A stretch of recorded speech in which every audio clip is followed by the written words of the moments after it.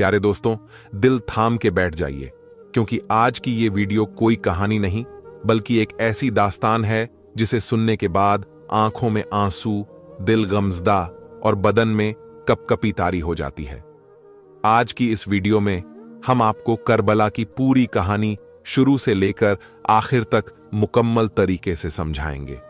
मगर आपसे एक गुजारिश है, क्योंकि वीडियो थोड़ी लंबी हो जाएगी और मैं चाहता हूं कि आपको पूरी दास्तान आसानी से समझा सकूं, शुरू से लेकर आखिर तक हर छोटी से छोटी तारीख बता सकूं। तो दोस्तों, अगर आप एक सच्चे हुसैनी हैं, मेरे हुजूर के खानदान से मोहब्बत करते हैं, तो इस वीडियो को आप आखिर तक जरूर ही देखेंगे, क्योंकि एक सच्चा हुसैनी वीडियो को बीच में छोड़कर नहीं जाएगा। तो चलिए हम शुरू करते हैं हजरत इमाम हुसैन के पैदाइश से पहले, यानी हजरत फातिमा और हजरत अली की शादी से शुरू करते। दोस्तों, मेरे प्यारे आका ने अपनी बेटी फातिमा के निकाह के बारे में सोचा। अब्बू बकर सिद्दीक पहुंचे, हुजूर मेरे साथ कर दीजिए। हुजूर ने जवाब नहीं दिया। फारूक आजम पहुंचे, हुजूर मेरे साथ निकाह कर दीजिए। हुजूर ने कोई जवाब नहीं दिया। मेरे नब्बी की खामोशी से दोनों सहाबी समझ गए कि हुजूर क्या चाहते हैं। दोनों सहाबी हजरत अली के पास पहुंचे। अली से कहा, अली, तुम हुजूर की बारगाह में जाकर के अर्ज करो कि फातिमा का निकाह अली के साथ कर दें। हजरत अली ने इतना सुना तो आंखों में आंसू आ गए। कहा, जब मैं 14 दिन का था तब हुजूर ने मुझे गोद में लिया था और हुजूर अलैहिस्सलाम ने कहा था कि जब मेरी मां फातिमा ने पूछा था कि हुजूर इसका क्या करेंगे, हुजूर इतने छोटे बच्चे को आप कैसे पालेंगे, हुजूर फरमाने लगे, इसे पालूंगा, इसे अपनी तरबियत में रखूंगा, मैं इसे अपनी सोहबत में रखूंगा। हजरत अली कहने लगे, मैंने बचपन हुजूर की बारगाह में गुजारा है, जवान भी हुजूर को देखते हुए हुआ हूं। मैं कैसे कह सकता हूं कि हुजूर अपनी बेटी का निकाह मेरे साथ कर दीजिए। लेकिन साहबा इकराम ने ज्यादा इसरार किया तो हजरत अली उनके कहने पर मान गए। जब हजरत अली हुजूर की बारगाह में गए तो हुजूर ने फरमाया, अली किस लिए आए हो? हजरत अली खामोश खड़े हुए हैं। हुजूर ने फरमाया, बताओ किस लिए आए हो? फिर मेरे नबी ने फरमाया, क्या फातिमा के निकाह के ताल्लुक से आए हो? हजरत अली अर्ज करते हुए कहने लगा, हां या रसूल अल्लाह। फिर हुजूर ने फरमाया, अली, मेहर अदा करने के लिए कुछ है? हजरत अली की आंखों में आंसू आ गए। कहां हुजूर, हमारे पास तो कुछ भी नहीं है। हम जब से आए हैं आपकी बारगाह में रह रहे हैं। सारी जमीन मक्के में छोड़ आए हैं, सारी जायदाद मक्के में छोड़ आए हैं, आपकी मोहब्बत में हिजरत करके मदीना आ गए हैं। हुजूर हमारे पास कुछ नहीं है। मेरे प्यारे नब्बी मक्की मदनी आका ने अपनी जेरा उठाई और फरमाया, अली इसे बेच आओ, जो पैसे मिले उसे मेरे पास लेकर आओ। हजरत अली जेरा बेचने के लिए निकले। उस्मान गनी ने वो जेरा 400 कुछ दिरहम में खरीदी और वो जेरा भी दे दी, और हजरत उस्मान गनी ने वो पैसे भी हजरत अली को दे दिए। अब ये जेरा बेच करके हजरत अली रजी अल्लाहु ताला अन्हु हुजूर की बारगाह में आए। हुजूर ने इरशाद फरमाया, अली बेच आए जेरा? हजरत अली ने कहा, हां या रसूल अल्लाह बेच आया। फिर हुजूर सल्लल्लाहु अलैहि वसल्लम फरमाने लगे, जाओ अपनी शादी का इंतजाम करो। हजरत अली अपनी शादी का इंतजाम करते हैं। कुछ दिनों बाद हजरत अली के साथ हजरत फातिमा का निकाह हो गया।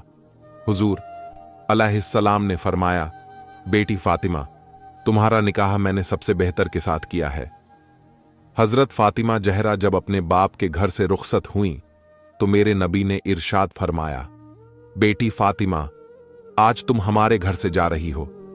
कल जब तुम हमसे मैदान महशर में मिलो तो बेटी इस हाल में मिलना कि तेरा अली तुझसे राजी हो, बेटी तेरा अली तुझसे खुश हो।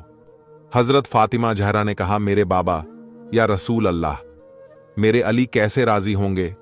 हुजूर ने इरशाद फरमाया, बेटी फातिमा, जब जब अली घर में आए सलाम करने में पहल करना, पहले अली को तुम सलाम करना, तुम्हारे अली राजी रहेंगे, तुम्हारे अली खुश रहेंगे। हजरत फातिमा तो जहरा अपने वालिद के घर से निकले। एक सहाबी है ने अपना मकान हजरत अली को किराए पर दे दिया। कुछ दिन तक वहां पर रहते रहे। हजरत जब सन हिजरी 2 आती है, 2 के बाद में सन हिजरी 3 आई। इमाम हसन पैदा हुए। सन हिजरी 4 आई तो नबी की बारगाह में मेरे आका की चची उम्मुल फजल दौड़ ढकर के आई। या रसूल अल्लाह, चांद सा नवासा पैदा हुआ है। हजरत अली के मकान पर मेरे नबी तशरीफ लाए। इरशाद फरमाया, बेटी फातिमा, मेरा लाडला कहाँ है? हजरत फातिमा ने चादर हटाकर इमाम हुसैन को नबी की गोद में दिया। मेरे नबी ने अपने लाडले को देखा। इमाम हुसैन ने भी आंखें नहीं खोली हैं। नबी ने जब अपने दस्ते मुबारक में लिया, आंखें खोल दी। नबी ने इमाम हुसैन के दाहिने कान में अजान कही, बाएं कान में तकबीर कही। इरशाद फरमाया, बेटा हुसैन, खूब याद कर लो, ये तेरे नाना मुस्तफ़ा की आवाज है। इमाम हुसैन अभी पैदा हुए हैं। नबी फरमा रहे हैं, बेटा हुसैन, खूब याद कर लो, ये तेरे नाना मुस्तफ़ा की आवाज है। अपनी आंखें खोलते हैं, निगाहों से निगाहें मिलती है। निगाहें निगाहों में कहते हैं, ए मेरे नाना, आप फिक्र मत कीजिए। अगर आवाज आपकी है तो कान भी हुसैन के हैं। लोग मस्जिदों में कुरान की तिलावत करते हैं, मीनारों में कुरान की तिलावत करते हैं, मदरसों में कुरान की तिलावत करते हैं, सफर हजर में तस्बीह तहरीर पढ़ते हैं। मगर ए मेरे नाना, अगर वक्त पड़ा तो हुसैन नेजे पे चढ़कर कुरान की तिलावत करेगा। जब तक दुनिया बाकी रहेगी, हुसैन का नाम जिंदा रहेगा। जब तक दुनिया बाकी रहेगी, हुसैन का जिक्र होता रहेगा। जब तक दुनिया बाकी रहेगी, हुसैन का चर्चा होता रहेगा। इसलिए नहीं कि वो नबी का नवासा है, इसलिए नहीं कि वो फातिमा का जिगर का टुकड़ा है, इसलिए नहीं कि वो अली का राज दुलारा है। अगर हुसैन का नाम जिंदा रहेगा तो सिर्फ इसलिए रहेगा कि उस नवासे पर मोहम्मद मुस्तफ़ा को नाज है, उसकी हिम्मत पर अली शेर खुदा को नाज है। वो सजदे औरों ने किए, उनका नया अंदाज है। हुसैन, तूने वो सजदा किया जिस पर खुदा का नाज है। प्यारे दोस्तों, हजरत इमाम हुसैन की उम्र शरीफ बढ़ती रही। इमाम हुसैन की उम्र शरीफ परवान चढ़ती रही।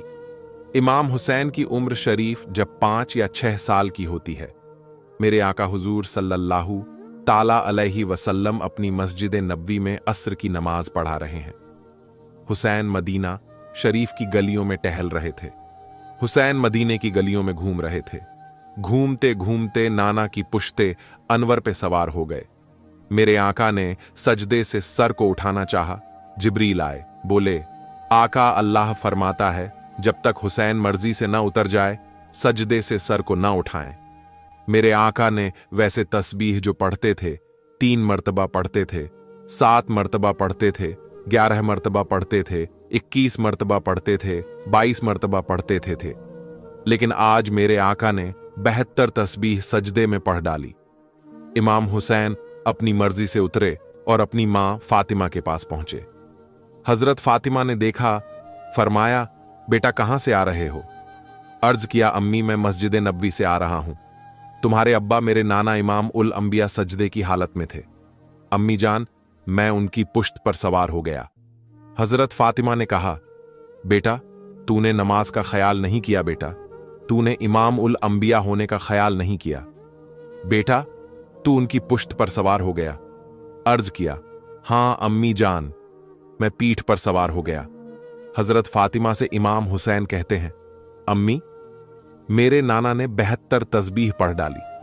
इमाम हुसैन ने जब यह कहा तो हजरत फातिमा ने कहा, बेटा तुम्हें ऐसा नहीं करना चाहिए था।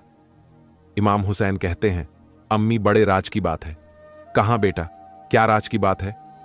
कहां अम्मी, आज जिस नाना ने हुसैन की खातिर 72 तस्बीह सजदे में पड़ी है, उसी नाना के दीन की खातिर, उसी नाना के धर्म की खातिर, उसे नाना के मजहब की खातिर, उसी नाना की शरीयत की खातिर, उसी नाना के कुरान की खातिर मैं मैदान करबला में 72 जाननिसारों को कुर्बान करवा दूंगा। 72 जाननिसार को शहीद करवा दूंगा। अम्मी, जब तक दुनिया बाकी रहेगी तेरे लाल का जिक्र होता रहेगा। जब तक दुनिया कायम रहेगी हुसैन का चर्चा होता रहेगा। जब तक दुनिया कायम रहेगी हुसैन का नाम लिया जाता रहेगा। दोस्तों, इमाम हुसैन रज़ियल्लाहु ताला अन्हु का बचपन का जमाना है। अपनी मां फातिमा की बारगाह में हाजिर हुए। अर्ज करते हैं, अम्मी जान, सुबह ईद का दिन है और जब ईद का दिन आता है हर इंसान खुशियां मनाता है। बच्चे हो वो भी खुशियां मनाते हैं, जवान हो वो भी खुशियां मनाते हैं। औरतें हों वो भी खुशियां मनाती हैं। हर इंसान ईद के दिन खुश नजर आता है। अम्मी जान, हम इमामुल अंबिया के नवासे हैं, हम आपके लाडले हैं, हम शेर खुदा के शाहजादे हैं। अम्मी जान, हमारे पास सिर्फ एक जोड़ी कपड़े हैं और वो फटे पुराने कपड़े हैं, उन पर भी पैबंद लगा हुआ है।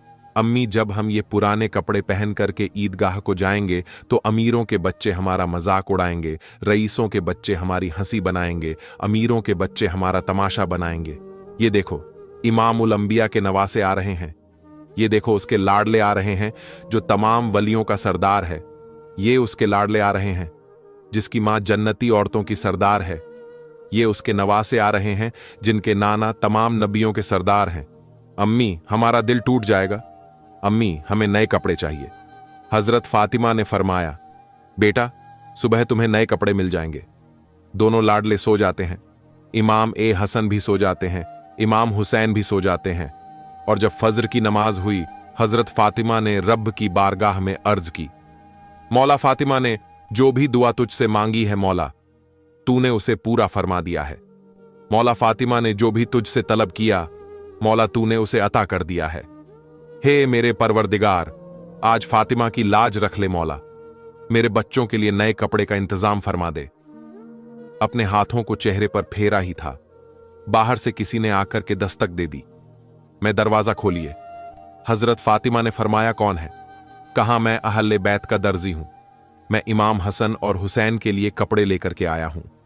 हजरत फातिमा ने पर्दे की आड़ से कपड़े लिए और जब दोनों शहजादों को कपड़े पहनाए, इमाम हसन और हुसैन ने कपड़े पहने बड़े खुश नजर आ रहे थे। खुशी के आसार चेहरे से नमूदार हो रहे थे। इतने में हुजूर तशरीफ लाते हैं। हुजूर ने इरशाद फरमाया, बेटी फातिमा, आज हमारे लाडले कितने अच्छे लग रहे हैं, आज हमारे लाडले कितने खुश नजर आ रहे हैं, आज हमारे लाडले की खुशी का आलम तो देखो। फरमाया, बेटी, ये नए कपड़े कहां से आए हैं? अर्ज किया, हुजूर, आप ही बता दीजिए, कहां से आए हैं? मेरे नब्बी ने इरशाद फरमाया, बेटी फातिमा, वो कपड़े किसी दुनिया से नहीं आए हैं। ये कपड़े कोई दुनियावी कपड़े नहीं हैं, बल्कि ये लिबास तो जन्नती लिबास हैं। ये लिबास तो जन्नत से आया है। बेटी, कपड़े लाने वाला कोई आम इंसान नहीं था। बेटी, तुम्हारे बच्चों के मर्तबे का कोई जवाब नहीं है, तुम्हारे शहजादों की मुकाम का कोई जवाब नहीं है। बेटी, तुम्हारे लाडलों के लिए कपड़े लाने वाले हजरत जिब्राइल अलैहिस्सलाम हैं। ये इमाम हसन की शान है, ये इमाम हसन का मर्तबा है, ये इमाम हुसैन की शान है। दोस्तों, दिन गुजरते गए, दोनों भाई की उम्र शरीफ बढ़ती चली गई और जब सन हिजरी 60 आती है, जब अमीर मुआविया का विसाल हुआ, यजीद तख्त पे बैठा और जब यजीद तख्त पे बैठा तो उसे सबसे बड़ा खतरा जो था वो 4 लोगों की तरफ से था। हजरत अब्दुल्लाह इब्न उमर, हजरत अब्दुल्लाह इब्न जुबैर, हजरत अब्दुर्रहमान इब्न अबू बकर, हजरत इमाम हुसैन। वो जानता था यजीद के सब मेरी बेयत कर लेंगे, लेकिन ये 4 मेरी बेयत नहीं करेंगे। अगर इन 4 ने मेरी बेयत कर ली तो सब ऐसे ही कर लेंगे, बगैर किसी शर्त के। लेकिन जब हजरत अब्दुल्लाह इब्ने उमर ने यह खिलाफतनामे जारी कराई, हजरत अब्दुर्रहमान इब्ने अबू बकर ने, हजरत अब्दुल्लाह इब्ने जुबैर ने मदीना छोड़ दिया, मक्के में आकर के रहने लगे। इमाम हुसैन मदीने की सरजमीन पर हैं। उस वक्त मदीने के जो गवर्नर थे उनका नाम था वलीद इब्ने उतबा। उनके पास यजीद का काफिला पहुंचा। यजीद ने यह खिलाफतनामा जारी कराया है और कहा है कि सख्ती के साथ इमाम हुसैन से मेरी बैत लो। इमाम हुसैन के पास कासिद पहुंचा। इमाम हुसैन फजर की नमाज पढ़ के वजीफा पढ़ा रहे थे। कासिद पहुंचा। इमाम हुसैन ने फरमाया, किस लिए आए हो? कहा, मुझे वलीद ने भेजा है और आपको दरबार में बुलाया है। हजरत, इमाम हुसैन फरमाने लगे, कब बुलाया है? अभी बुलाया है। काशिद ने कहा, नहीं हुजूर, शाम को तशरीफ लाए।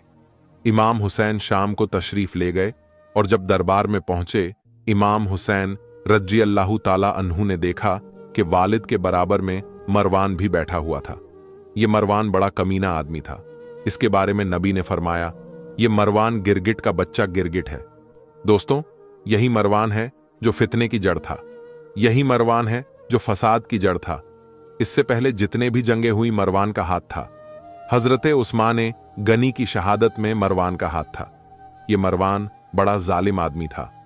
इमाम हुसैन ने फरमाया, मुझे किस लिए बुलाया है? वलीद ने कहा, यजीद की तरफ से यह खत आया है, इसे आप खुद ही पढ़ लीजिए। इमाम हुसैन ने खत पढ़ा और कहा, इसमें मुझसे बैत का मुतालबा किया गया है। कहा, हां हुजूर, आपकी क्या मर्जी है। वलीद जो थे वो अहले बैत से मोहब्बत करने वाले थे। अहले बैत की अकीदत उनके दिल में थी। कहा, हुजूर आप खुद फैसला कीजिए। इमाम ने फरमाया, यजीद मक्कार है, यजीद शराबी है, यजीद जानी है, और बात रही बेयत की तो मेरा हाथ नबी का हाथ है। मेरी रगों में अली का खून दौड़ रहा है। मैं फातिमा का लाडला हूं। मैं ऐसे किसी के हाथ में अपना हाथ नहीं दूंगा। यह कहकर इमाम हुसैन चलने लगे तो मरवान ने कहा, अरे जाने क्यों दे रहे हो हुसैन को? अब इमाम हुसैन से बैत लो। अगर बेयत नहीं करते हैं तो इनके सर को कलम कर दो। मेरे इमाम ने सुना तो फरमाया, जालिम, तू हमारा सर कलम करने की बात करता है। तुझे हमारी बहादुरी का अंदाजा नहीं है, तुझे हमारी ताकत का अंदाजा नहीं है, तुझे हमारी कुव्वत का अंदाजा नहीं है, तुझे हमारी इज्जत का अंदाजा नहीं है। अरे बहादुर ने हमारे घर से जन्म लिया है, ताकत ने हमारे घर से जन्म लिया है। अरे तूने हमारी ताकत को अभी देखा नहीं है। इमाम हुसैन रजी अल्लाहु अन्हु वहां से निकले, अपने घर पे तशरीफ लाते हैं। रात का आलम था। फरमाया, बेटा अली अकबर इधर आ जाओ, बेटा कासिम इधर आ जाओ, बहन जैनब तुम भी आ जाओ, मेरे भाई अब्बास तुम भी आ जाओ, मेरा बेटा अली अकबर तुम भी आ जाओ, मेरे बेटे अली असगर को भी साथ में ले लो, मेरी बीवी शहर बनो तुम भी आ जाओ, उम्मे लैला तुम भी आ जाओ, उम्मे रुबाब तुम भी आ जाओ। मेरे इमाम ने छोटे छोटे का अपने छोटे से काफिले को अपने छोटे से काफिले को लिया और नाना के रौजे पे हाजिरी देने के लिए चले। ये रात बड़ी ही अजीब रात थी। ये रात बहुत सारे गमों को अपने दामन में समेटे हुए थी। इमाम हुसैन से हजरत जैनब ने कहा, भाई क्या इरादा है? इमाम आंखों में आंसू लिए कहने लगे, बहन मदीना छोड़ने का वक्त आ गया है, मदीना हमसे छूट रहा है। इमाम हुसैन ने जब इतना कहा, हजरत जैनब ने चादर को ओढ़ा, अपने छोटे छोटे बच्चों को उठाया। चलो बेटा, नाना के रोजे पे चलते हैं। हजरत जैनब चल रही थी। रास्ते में हजरत जैनब को अपनी मां की वो बात याद आ गई कि जब मेरे आका का इस दुनिया में जाहिरी से विसाल हुआ था। हजरत फातिमा ने हजरत अली से कहा था, अली मुझे तुम मेरे बाबा के रोजे पे ले चलो। अली आधी रात में नब्बी के रोजे पे हजरत फातिमा को लेकर के चल रहे हैं। साथ में हजरत जैनब भी चल रही हैं। साथ में इमाम हसन और हुसैन भी चल रहे हैं। बचपने का आलम था हजरत जैनब से। हजरत फातिमा ने फरमाया था, बेटी जैनब आज तू मेरे साथ जा रही है, आज तेरे साथ तेरा भाई हसन है, आज तेरे साथ तेरी मां है। मेरी बेटी कल जब तू नाना के रोजे पे आएगी तो उस वक्त तेरे साथ तेरे बेटे ओनो मोहम्मद होंगे। बेटी तुझे मदीना छोड़ना पड़ेगा। हजरत जैनब नाना के रोजे पे हाजिर हो रहे हैं। इमाम हुसैन मदीने की सरजमीन पे हैं, अपने नाना के रोजे पे हाजिरी देते हैं। नाना की बारगाह में अर्ज करते हैं, नाना आपका वही लाडला आया है जिसे आप सीने से लगाते थे। नाना आपका वही लाडला आया है जिसे आप कलेजे से लगाते थे। नाना आपका वही हुसैन आया है जिसे आप अपने कांधे पर बिठाया करते थे। नाना आपका वही हुसैन आया है जिसे आप सूंघा करते थे। आपका वही हुसैन आया है जिसे आप चूमा करते थे। आपका वही हुसैन आया है जिसके बारे में आपने फरमाया, हुसैन जन्नती नौजवानों का सरदार है। आपका वही हुसैन आया है जिसके बारे में आपने फरमाया है कि हुसैन मेरा फूल है जो अल्लाह ने मुझे दुनिया में अता किया है। मेरा हुसैन सैयद है। मेरे प्यारे दोस्तों में जब ये वाकया बना रहा था, एडिटिंग कर रहा था, कसम खुदा की आंसुओं से मोबाइल की स्क्रीन तरबतर हो गई थी। मेरे हाथ कांप रहे थे। मेरे दोस्तों जरा सोचिए क्या बीती होगी मेरे इमाम के दिल पर। मेरे आका हुसैन कहते हैं, नाना आपका वही लाडला हुसैन आया है जिसे आप चूमा करते थे। नाना अपने लाडले का आखिरी सलाम कबूल कर लो। नाना आपका नवासा बहुत दूर जा रहा है। नाना आपका नवासा मदीना छोड़कर जा रहा है। इमाम हुसैन ने अपने नाना के रोजे पे हाजिरी देने के बाद में अपनी मां फातिमा के मजार पे हाजिर हुए। अर्ज करते हैं, अम्मी जान आपका बहुत लाडला हुसैन आया है जिसे बुखार आता था तो तुम मन्नत के रोजे रखा करती थी, जिससे तकलीफ होती थी तो तुम तड़प जाया करते थे। अपने लाडले का आखिरी सलाम कबूल कर लो। अपने भाई हसन की मजार पे हाजिर हुए। अर्ज करते हैं मेरे भाई, आपका वही भाई आया है जिसे आपने कभी अपनी नजरों से दूर नहीं किया। आपका वही भाई हुसैन आया है जिसे आप अपने सीने से लगाते थे। आपका वही भाई हुसैन आया है जिसे आप अपने कलेजे से लगाते थे। मेरे भाई, मैं आपसे बहुत दूर जा रहा हूं। मेरे भाई, अपने भाई का आखिरी सलाम कबूल कर लो। इमाम हुसैन ये कहकर के मदीने से बाहर निकल रहे हैं। इमाम हुसैन मदीने से बाहर कदम रख रहे थे। अभी तक बीमार सुगरा को यह पता था कि मेरे बाबा मुझे साथ लेकर के चलेंगे। जब सवारी पे सामान बांधा गया तो इमाम हुसैन ने फरमाया, बेटी सुगरा, तेरे अंदर इतनी ताकत नहीं है, तेरे अंदर इतनी कुव्वत नहीं है, तेरे अंदर इतनी शक्ति नहीं है। बेटी, तुझे बुखार ने निढाल कर दिया है। बेटी, बड़ी आजमाइश का सफर है। बेटी, बड़ी दिक्कतों का सफर है। बेटी, बड़ा लंबा सफर है। बेटी, बड़ी कांटों का सफर है। मेरी बेटी, तू हमारे साथ कदम से कदम मिलाकर नहीं चल पाएगी। बेटी, तेरे अंदर इतनी ताकत नहीं है कि तू हमारे साथ चल सके। बेटी, तू मदीने में रहना। इतना सुनना था। हजरत सुगरा की आंखों से आंसू निकल पड़े। मेरे बाबा मुझे छोड़ करके जा रहे हो। मेरे बाबा, मदीने में मुझे कौन संभालेगा? मेरे बाबा, मैं तकलीफ में हूं। मेरी मदीने में तीमारदारी कौन करेगा? मेरे बाबा, मदीने में मेरी देखभाल कौन करेगा? मेरे बाबा, मुझे मदीने में किसके सहारे छोड़ करके जा रहे हो? मैं बाबा कहकर किसको पुकारूंगी? मैं अली असगर को कैसे देखूंगी? मैं अली अकबर को कैसे देखूंगी? मैं अपने भाई कासिम को कैसे देखूंगी? मेरे बाबा, मुझे भी साथ ले चलो। इतना कहा, सुगरा बेहोश हो जाती है। इमाम हुसैन ने पानी के छींटे मारे। सुगरा को होश आया। कहा, बेटी, तू यहीं पर रह, हमें जाने दे। कहा, बाबा, मैं चल सकती हूं। सुगरा खड़ी हुई, चंद कदम चल करके दिखाया। कहा, बाबा, मैं चल सकती हूं, मेरे अंदर इतनी ताकत है। कहां और बेहोश हो गई। इमाम हुसैन ने कहा, बेटी, तेरे अंदर इतनी ताकत नहीं है कि तू हमारे साथ चल सके। बेटी, तेरे अंदर इतनी इतनी इतनी कुव्वत नहीं है कि तू हमारे साथ सफर कर सके। कहां बेटी, तू यहीं पर रहे। कहां बेटा? अली अकबर, अपनी बहन को समझाओ। अली अकबर ने कहा, मेरी प्यारी बहन सुगरा, 1 महीने के बाद आऊंगा, तुझे ले चलूंगा। हजरत सुगरा ने कहा, ठीक है भाई, वादा करते हो?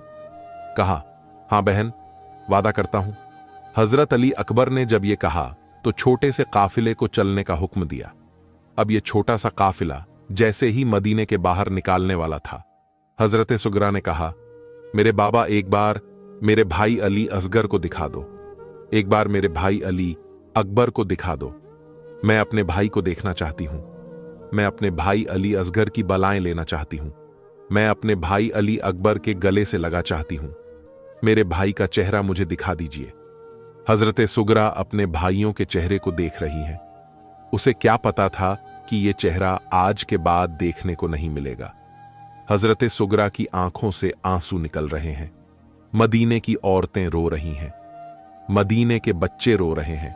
मदीने के जवान रो रहे हैं। मदीने के बूढ़े ये देख करके रो रहे हैं। औरतों ने हजरत जैनब का रास्ता रोक लिया। आप मदीने की जान हैं। आप मदीने को सूना करके मत जाइए।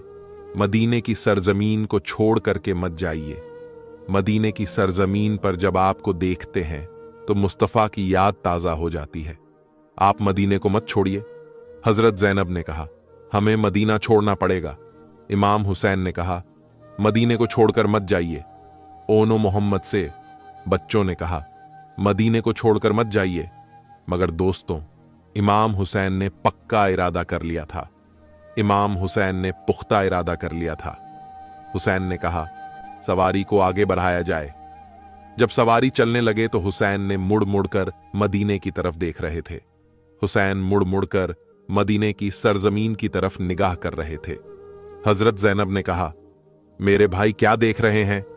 इमाम हुसैन फरमाते हैं, मेरी प्यारी बहन जैनब, जिसे दुनिया में कहीं चैन नहीं मिलता है, जिसे दुनिया में कहीं सुकून नहीं मिलता है, जिसे दुनिया में कहीं अमन नहीं मिलता है, जिसे दुनिया में कहीं अमन नहीं मिलता है, जिसे दुनिया में कहीं राहत नहीं मिलती है, उसे चैन हमारे नाना के मदीने में मिलता है।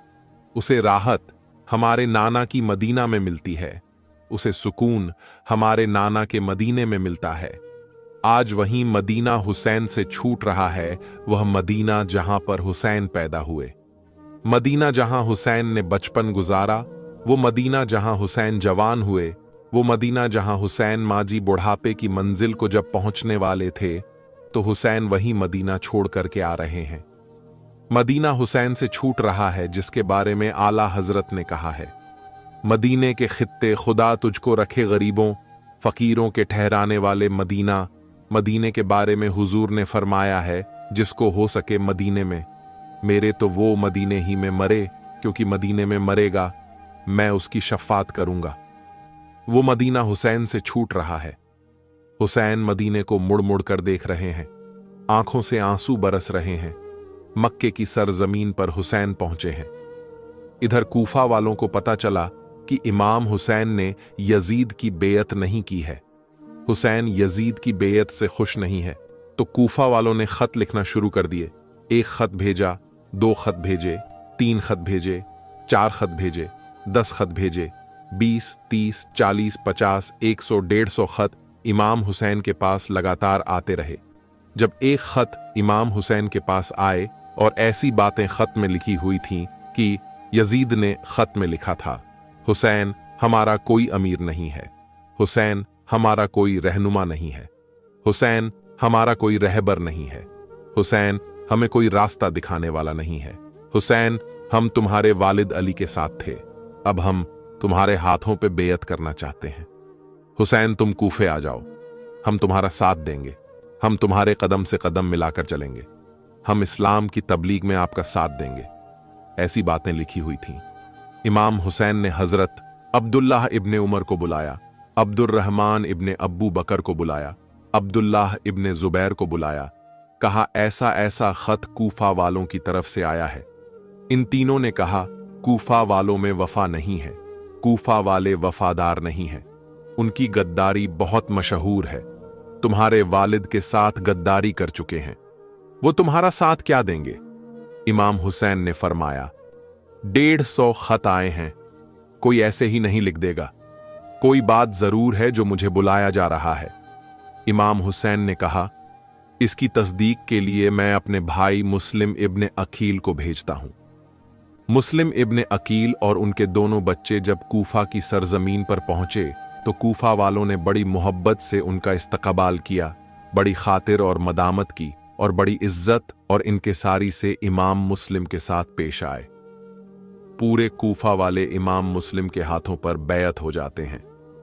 इमाम मुस्लिम ने जब उनका ये हाल देखा तो अपने भाई हुसैन को खत में लिख दिया, भाई यहां का माहौल बहुत अच्छा है, भाई यहां का माहौल बड़ा साजगार है, भाई जितनी जल्दी हो सके आप कूफा आ जाइए।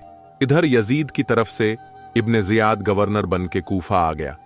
उस वक्त ये इब्ने जियाद बसेरे में था, लेकिन जो कूफा के गवर्नर थे उनका नाम था नोमान इब्ने बसीर। ये बड़े नेक इंसान थे, अहले बैत से मोहब्बत करने वाले थे, लेकिन यजीद ने इब्ने जियाद को गवर्नर बना करके कूफा की सरजमीन का भेज दिया। बसरा और कूफा दोनों इब्ने जियाद के कब्जे में आ गए। इब्ने जियाद रात के अंधेरे में चेहरे पर नकाब डाल के आया। इमाम हुसैन को खत तो पहले ही पहुंच चुका था। लोग इमाम हुसैन का बेसब्री से इंतजार कर रहे थे। लोग बड़ी शिद्दत के साथ इमाम हुसैन का इंतजार कर रहे थे। रोजाना सुबह को बाहर जाते थे। कूफे के इमाम हुसैन तशरीफ लाएंगे और जब शाम होती थी तो अपने अपने घर चले जाते थे। इब्ने जियाद रात के अंधेरे में आया, चेहरे पर नकाब डालकर आया। लोगों ने समझा शायद इमाम हुसैन आ गए हैं। लोगों ने नारे लगाए, इस्तकबाल किया।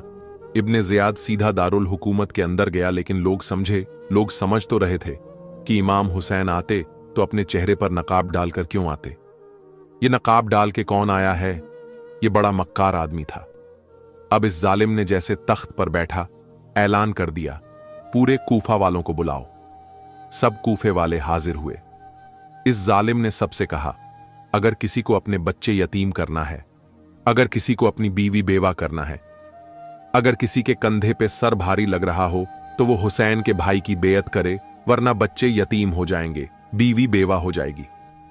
तुम्हें पता नहीं है, यजीद की हुकूमत चल रही है और मैं यहां का हाकिम बन के आया हूं। इसकी झल्लाद बहुत मशहूर थी। ये कमीना जरा जरा सी बात पे गर्दन उड़ा देता था। कूफा वाले डर गए। इमाम मुस्लिम मगरिब की नमाज पढ़ने के लिए खड़े हुए। पूरी मस्जिद नमाजियों से भरी हुई थी और जब इमाम मुस्लिम ने सलाम फेरा तो पीछे एक भी नजर नहीं आ रहा था। इमाम मुस्लिम को अपना खौफ नहीं था। इमाम मुस्लिम को अपनी जान की परवाह नहीं थे। इमाम मुस्लिम को खौफ था तो सिर्फ यह था, मैंने इमाम हुसैन को खत लिख दिया है। मेरे भाई कूफा आने वाले होंगे। इमाम मुस्लिम चंद दिन कूफा में रहे, उसके बाद में इमाम मुस्लिम को शहीद कर दिया जाता है। इमाम मुस्लिम के दोनों बच्चों को शहीद कर दिया जाता है। इमाम मुस्लिम की शहादत की खबर इमाम पाक के पास पहुंची, लेकिन इमाम हुसैन वहां से रवाना हो चुके थे। इमाम मुस्लिम इधर शहीद हुए, उधर इमाम हुसैन वहां से रवाना हो गए। मेरे इमाम एक मकाम पर आए जहां इमाम हुसैन की सवारी रुक गई, आगे नहीं बढ़ रही थी। मेरे इमाम पूछने लगे, बेटा अली अकबर, ये कौन सी जगह है? कहां बाबा? इसे नैनवा कहते हैं। मेरे इमाम कहने लगे, बेटा क्या इस जगह का कोई दूसरा नाम भी है? हजरत अली अकबर कहने लगे, हां बाबा, इसे करबला भी कहते हैं। मेरे इमाम ने फरमाया, बस यही सवारी रोक दो, यहीं पर अपने अपने खेमे लगा लो, और यही वो सरजमीन है जिसके बारे में मेरे नाना ने फरमाया है। यही वो सरजमीन है जिसके बारे में मेरे बाबा अली ने फरमाया था, मेरा बेटा हुसैन यहां शहीद होगा। इब्ने जियाद ने एक लश्कर हूर की कमांडरी में भेज दिया। कहा, हुसैन जहां मिले गिरफ्तार करके लाओ, हुसैन जहां मिले वहीं पर रोक दिया जाए। इमाम हुसैन के पास हूर आए। आने के बाद में हजरत इमाम हुसैन से बातें की। इमाम हुसैन ने फरमाया, मेरी चंद शर्तें हैं। पहली शर्त तो यह है कि मुझे यजीद के पास ले चलो। जो फैसला होगा मैं उससे बात कर लूंगा, आमने सामने बात हो जाएगी। इमाम ने हूर से कहा, दूसरी बात यह है कि मुझे यहां जंगल में क्यों रोका है? उन्होंने कहा कि ऐसा ही हुक्म दिया है इब्ने जियाद ने। प्यारे दोस्तों, 2 मुहर्रम को इमाम हुसैन मैदाने करबला में पहुंचे। 7 मुहर्रम मंगल के दिन इमाम हुसैन पर पानी बंद किया गया। 7 मुहर्रम तक ऐसे ही बातें चलती रहीं, जब इब्ने जियाद ने देखा कि कोई जवाब हुर की तरफ से नहीं आया है। हुसैन आए हैं तो कहां है और कहां रोका गया? हूर ने अभी तक कोई जवाब क्यों नहीं दिया है? इमाम हुसैन कहां हैं, इस बारे में कोई जवाब इब्ने जियाद को नहीं मिला तो उसने दूसरा लश्कर अमर इब्ने साद की कमांडरी में भेज दिया। कहां जाकर सिर्फ 2 बातों में फैसला करना, या तो यजीद बेयत करें या जंग करने के लिए तैयार हो जाएं। अब अमर इब्ने साद दूसरा लश्कर लेके आया। कहां? ए हूर, कैसे नरमी से बात कर रहे हो? अरे हुसैन से कहो कि बस 2 बातों में फैसला, या तो जंग करें या बैत करने के लिए तैयार हो जाए। मेरे इमाम हुसैन के पास जब यह खबर पहुंची, इमाम हुसैन ने फरमाया, ए जालिमो, अगर हुसैन यजीद की बेयत करता तो मदीने जैसी फिजा को छोड़कर नहीं आता। अगर हुसैन यजीद की बेयत करता तो मक्के जैसे अमन वाले शहर को छोड़कर नहीं आता। अरे हुसैन यजीद की बैत नहीं करेगा। हुसैन अपना सर तो दे सकता है, लेकिन फांसी को फाजिल के हाथ में अपना हाथ नहीं दे सकता। ऐसे ही दिन गुजरते चले गए। 9वीं मुहर्रम आई।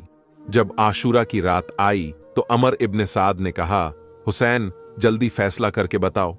इमाम हुसैन ने फरमाया कि मुझे आज की रात की मोहलत दो, मैं आज की रात अपने रब की इबादत करना चाहता हूं। इमाम हुसैन ने फरमाया, अपने घर वालों से आज की रात को 2 हिस्सों में तकसीम करो। आधी रात तक कुरान की तिलावत करो, आधी रात नमाज पढ़ो। इमाम हुसैन ने आधी रात तक नमाज पढ़ी, आधी रात कुरान की तिलावत की। इमाम हुसैन कुरान की तिलावत कर रहे थे। सकीना आ गई।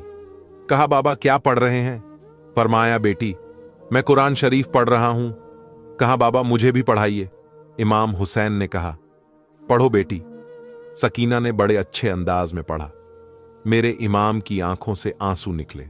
कहा, बाबा आप रो क्यों रहे हैं? कहा, बेटी रो इसलिए रहा हूं, कुरान शुरू तो कर दिया है, पता नहीं खत्म कर पाऊंगा कि नहीं। इसी तरह रात गुजरी। जब सुबह का वक्त होता है, फजर की नमाज के बाद मेरे इमाम ने हजरत अली अकबर से कहा, बेटा अली अकबर जाओ, जरा मैदाने करबला का मुआयना करके आओ। मैदाने करबला का मुआयना करने के लिए हजरत अली अकबर को भेजा।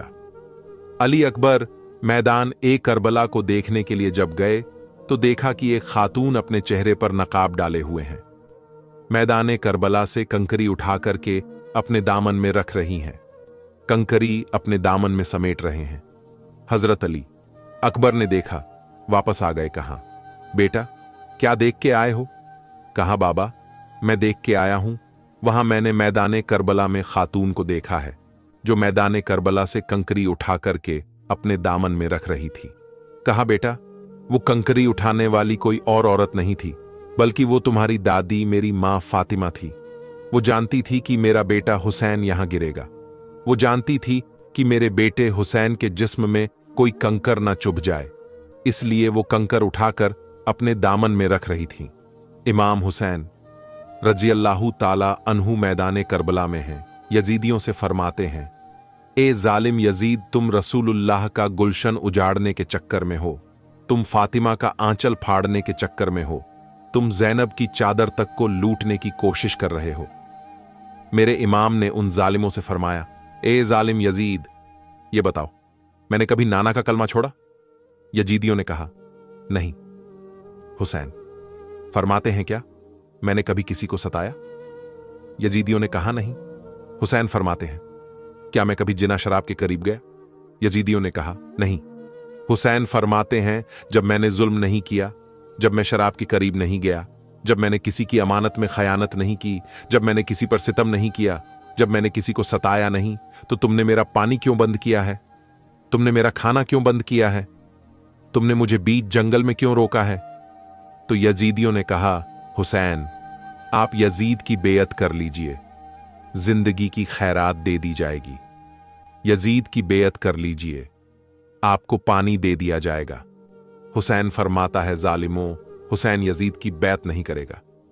हुसैन अपना सर तो दे सकता है, लेकिन शराबी के हाथ में अपना हाथ नहीं दे सकता। जंग के तरीके शुरू हुए। मेरे इमाम ने अपने खानदान वालों से फरमाया, तुम्हारा इम्तिहान शुरू हो गया है।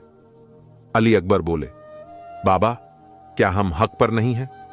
फरमाया, बेटा तुम हक पर हो, तुम अली की औलाद हो, नबी के नवासे हो। इसी तरह वक्त गुजरता गया। इधर मैदाने करबला में अमर इब्न साद ने ऐलान किया, ए यजीदियों, अभी हुसैन दूसरों के बाल बच्चों को कुर्बान कर रहे हैं। हुसैन गुलाम को कुर्बान करवा रहे हैं, हुसैन दोस्तों को कुर्बान करवा रहे हैं, इसलिए यजीद की बेयत नहीं कर रहे हैं। लेकिन जब हुसैन के बच्चे मैदाने करबला में शहीद होंगे, तब हुसैन बैत करने पर मजबूर होंगे। बाप को औलाद का दर्द बहुत होता है। जब उनके बच्चे मैदाने करबला में शहीद होंगे, तब हुसैन यजीद की बेयत करेंगे। इतने में इमाम हुसैन के बेटे अली अकबर अपने बाबा के निगाहों के सामने खड़ा है। अर्ज करता है, मेरे बाबा यजीदियों का ताना बर्दाश्त नहीं होता है। मेरे बाबा, मुझे मैदाने करबला में जाने की इजाजत दीजिए। इमाम हुसैन फरमाते हैं, बेटा अली अकबर तुम्हें देख लेता हूं तो नाना मुस्तफा की सूरत निगाहों के सामने आ जाती है। मैं इस मुकद्दस निशानी को दूर नहीं होने देना चाहता। मेरे लाल, जाओ और अपने खेमे में जाकर के आराम करो। अली अकबर कहते हैं, बाबा देखिए, असगर सूखी हुई जबान निकाल करके दिखा रहा है। सकीना बेहोश पड़ी हुई है, पानी की सदाएं लगाते लगाते बेहोश हो गई हैं। इतने में सकीना को होश आ गया। सकीना ने कहा, चाचा अब्बास, आप मेरी खबर लीजिए। आप मुझे बचपन में झूला झुलाया करते थे। मुझे तकलीफ होती थी तो आप तड़प जाया करते थे। मेरे चाचा प्यास की शिद्दत ने मुझे निढाल कर दिया है। मेरे चाचा प्यास की शिद्दत ने मुझे बेचैन कर दिया है। मेरे चाचा प्यास ने मुझे बेकरार कर दिया है। मेरे चाचा, मुझे पानी के चंद कतरे ला दीजिए ताकि प्यासी भतीजे की रूह को करार आ जाए। हजरत अब्बास ने जब यह आहट सुनी, सकीना की सिसकती हुई आवाज सुनी, तो अपना मस्किजा उठाया, घोड़े की तरफ बढ़ने लगे। इमाम हुसैन ने रास्ता रोका। भाई तुम कहां जा रहे हो?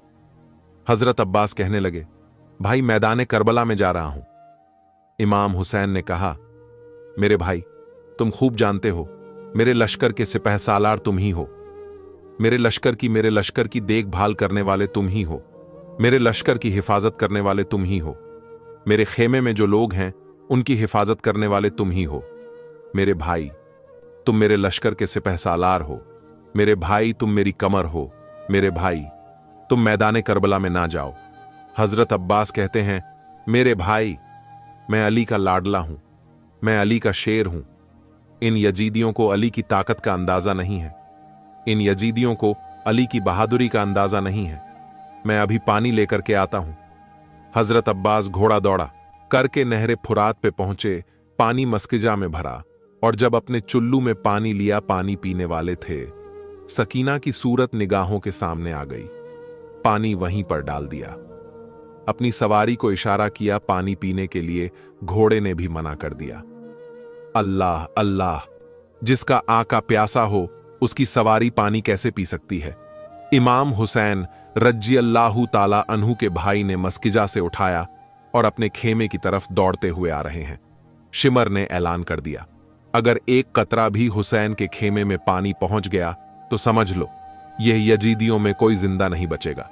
ये 3 दिन के भूखे प्यासे हैं, तो हम में इतनी ताकत नहीं है कि अकेले अकेले इनसे मुकाबला कर सके। ये लोग चारों तरफ से हुसैन के भाई को घेर लो। चारों तरफ से हजरत अब्बास को घेर लिया गया। तलवारें चल रही हैं। एक हाथ से मस्किजा पकड़े हैं, एक हाथ से तलवार चला रहे हैं। जब पीछे से दुश्मन ने तलवार मारी, मेरे इमाम के दाहिना बाजू एक दुश्मन की तलवार से कट गया। अब पानी के मस्किजे को बाएं हाथ में संभाल लिया। बायां बाजू भी दुश्मन की तलवार से कट गया तो पानी के मस्किजे को अपने दांतों से दबा लिया। मेरे अब्बास का नजर उस खेमे पे जहां सकीना पानी की सदाएं दे रही थी। सकीना कह रही थी, वो देखो मेरे चाचा पानी लेकर के आ रहे हैं। अब खेमे में कोई प्यासा नहीं रहेगा। अब खेमे में कोई प्यास की शिद्दत से नहीं तड़पेगा। अब खेमे में कोई बेचैन नहीं होगा। अब खेमे में कोई बेकरार नहीं होगा। अब सबको मेरे चाचा पानी पिलाएंगे। सबको मेरे चाचा पानी से सैराब करेंगे। मेरे चाचा पानी लेकर के आ रहे हैं। इमाम हुसैन ने जब अब्बास को डगमगाता हुआ देखा तो इमाम हुसैन अपने भाई को हसरत भरी निगाह से देख रहे थे। हजरत अब्बास घोड़ा दौड़ते हुए आ रहे थे, खेमे के करीब पहुंचने वाले थे। शिमर ने ऐलान कर दिया, तीरों की बारिश कर दी जाए। चारों तरफ से तीर आने शुरू हो गए। हजरत अब्बास के मस्किजे में तीर चुभे और सारा पानी जमीन में जज्ब हो गया। हजरत अब्बास घोड़े से नीचे तशरीफ ले आते हैं। यजीदी फौज आवाज लगाते हैं, आपका भाई दुनिया से जा रहा है। इतना सुनना था। तारीख बताती है हुसैन के जिस्म में कपकपी तारी हो गई थे। हुसैन के खेमे के सुतून हिलने लगे थे। हुसैन घोड़ा दौड़ा करके मैदान करबला में आए, अपने भाई पर नजर डालते हैं तो कहते हैं, मेरे भाई तेरे जाने से हुसैन की कमर टूट गई। मेरे भाई तेरे बाद मेरे लश्कर का सिपहसालार कौन होगा। मेरे भाई तेरे बाद मेरे लश्कर की देखभाल कौन करेगा। मेरे भाई तेरे बाद मेरे लश्कर की हिफाजत कौन करेगा। मेरे भाई तेरे बाद मेरे इन खवातीन को मदीना कौन पहुंचाएगा। मेरे भाई तेरे जाने से हुसैन की कमर टूट गई है। हजरत अब्बास को अपने हाथों पे इमाम हुसैन ने ले लिया है। लग रहा था पूरी जिंदगी की ताकत हुसैन ने इकट्ठा कर ली हो। हजरत अब्बास की चंद सांसें बाकी हैं। अर्ज करते हैं, मेरे भाई मेरी एक बात सुन लीजिए, मैं कुछ कहना चाहता हूं। मेरे इमाम आंखों में समंदर लिए कहने लगे, भाई बताओ क्या कहना चाहते हो। हजरत अब्बास ने कहा, मेरे भाई मेरी बच्ची सकीना से कहना वो मेरी गलती माफ कर दे। उसका चाचा उसके काम ना आ सका।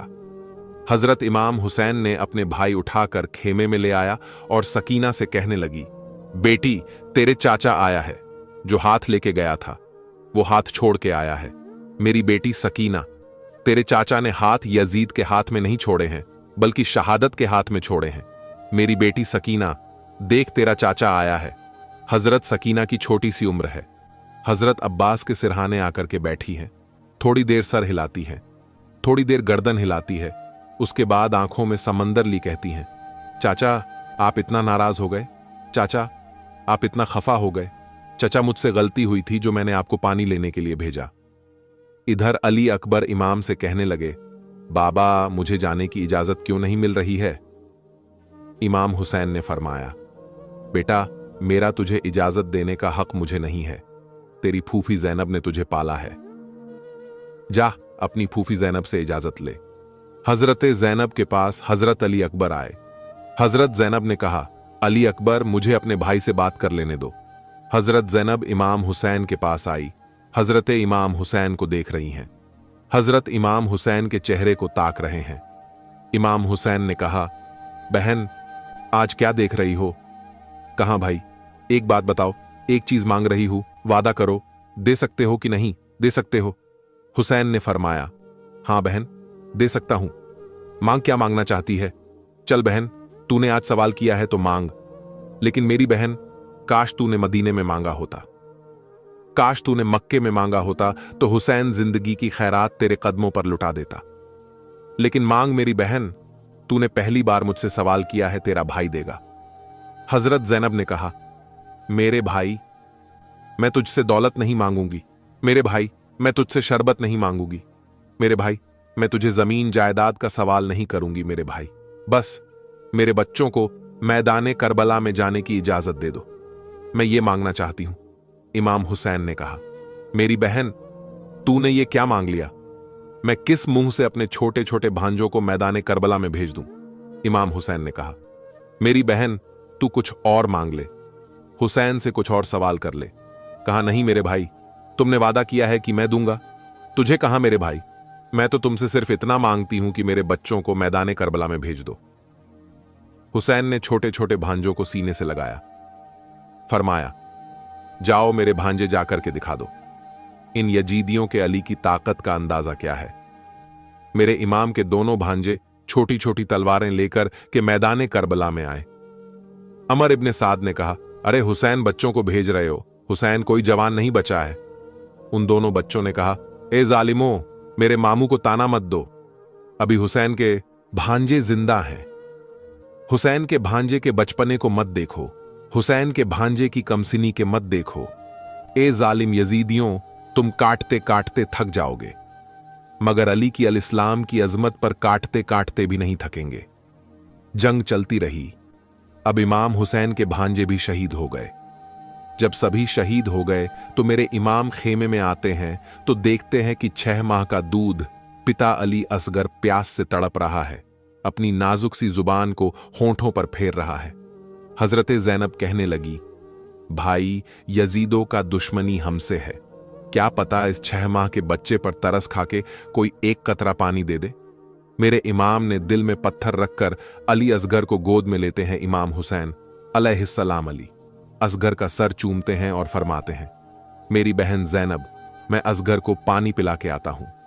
रसूल अल्लाह सल्लल्लाहु अलैहि व आलिहि वसल्लम का नवासा हुसैन इब्ने अली अपने 6 माह के अली असगर को गोद में लेकर मैदाने करबला में आते हैं और कहते हैं, ए यजीदियो, तुम्हारी जंग अगर है तो रसूल अल्लाह के इस नवासे से है। इस मासूम 6 माह का बच्चे ने तुम्हारा क्या बिगाड़ा है? ए लोगो, 3 दिन से इस 6 माह के बच्चे ने पानी नहीं पिया, प्यास की वजह से इसकी मां का दूध खुश्क हो गया है। लोगो, इस बच्चे को पानी पिलाओ। फौजे यजीद में से आवाज आई, हुसैन, पानी तुम पीना चाहते हो और नाम बच्चे का लेते हो, अगर ये बच्चा खुद मांगेगा तो हम उसे पानी पिलाएंगे। इमाम हुसैन अलैहिस्सलाम ने अली असगर को बुलंद किया और फरमाने लगे, असगर मांग, अपनी नाना की उम्मत से पानी मांग। इमाम हुसैन अलैहिस्सलाम का यह कहना था।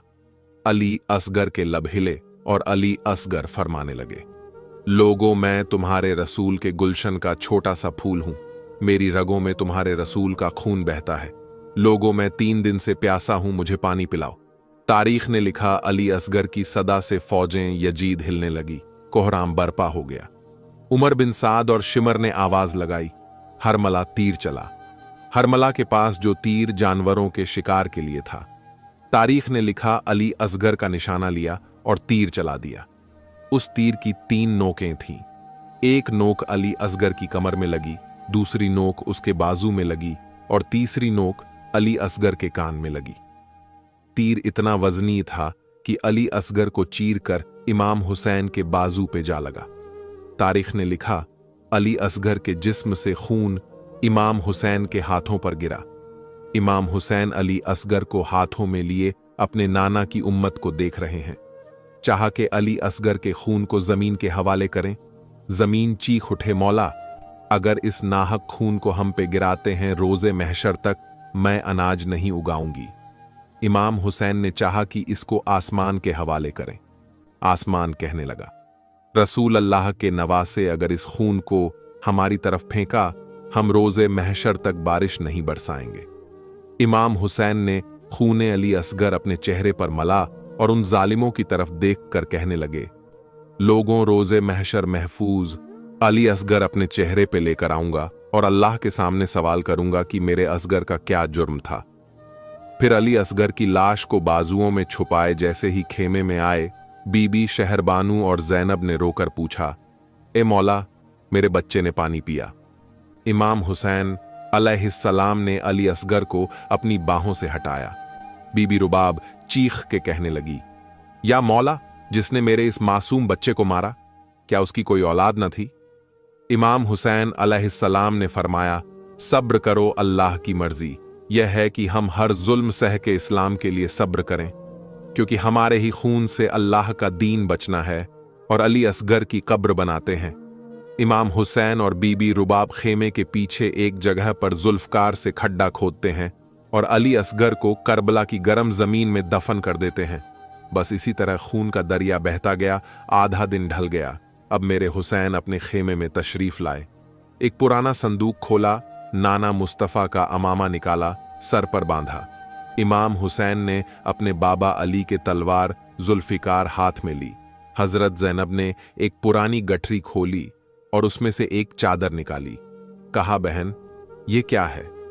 कहा, भाई, ये मेरी मां फातिमा की चादर है, इसी दिन के लिए संभल के रखी थी।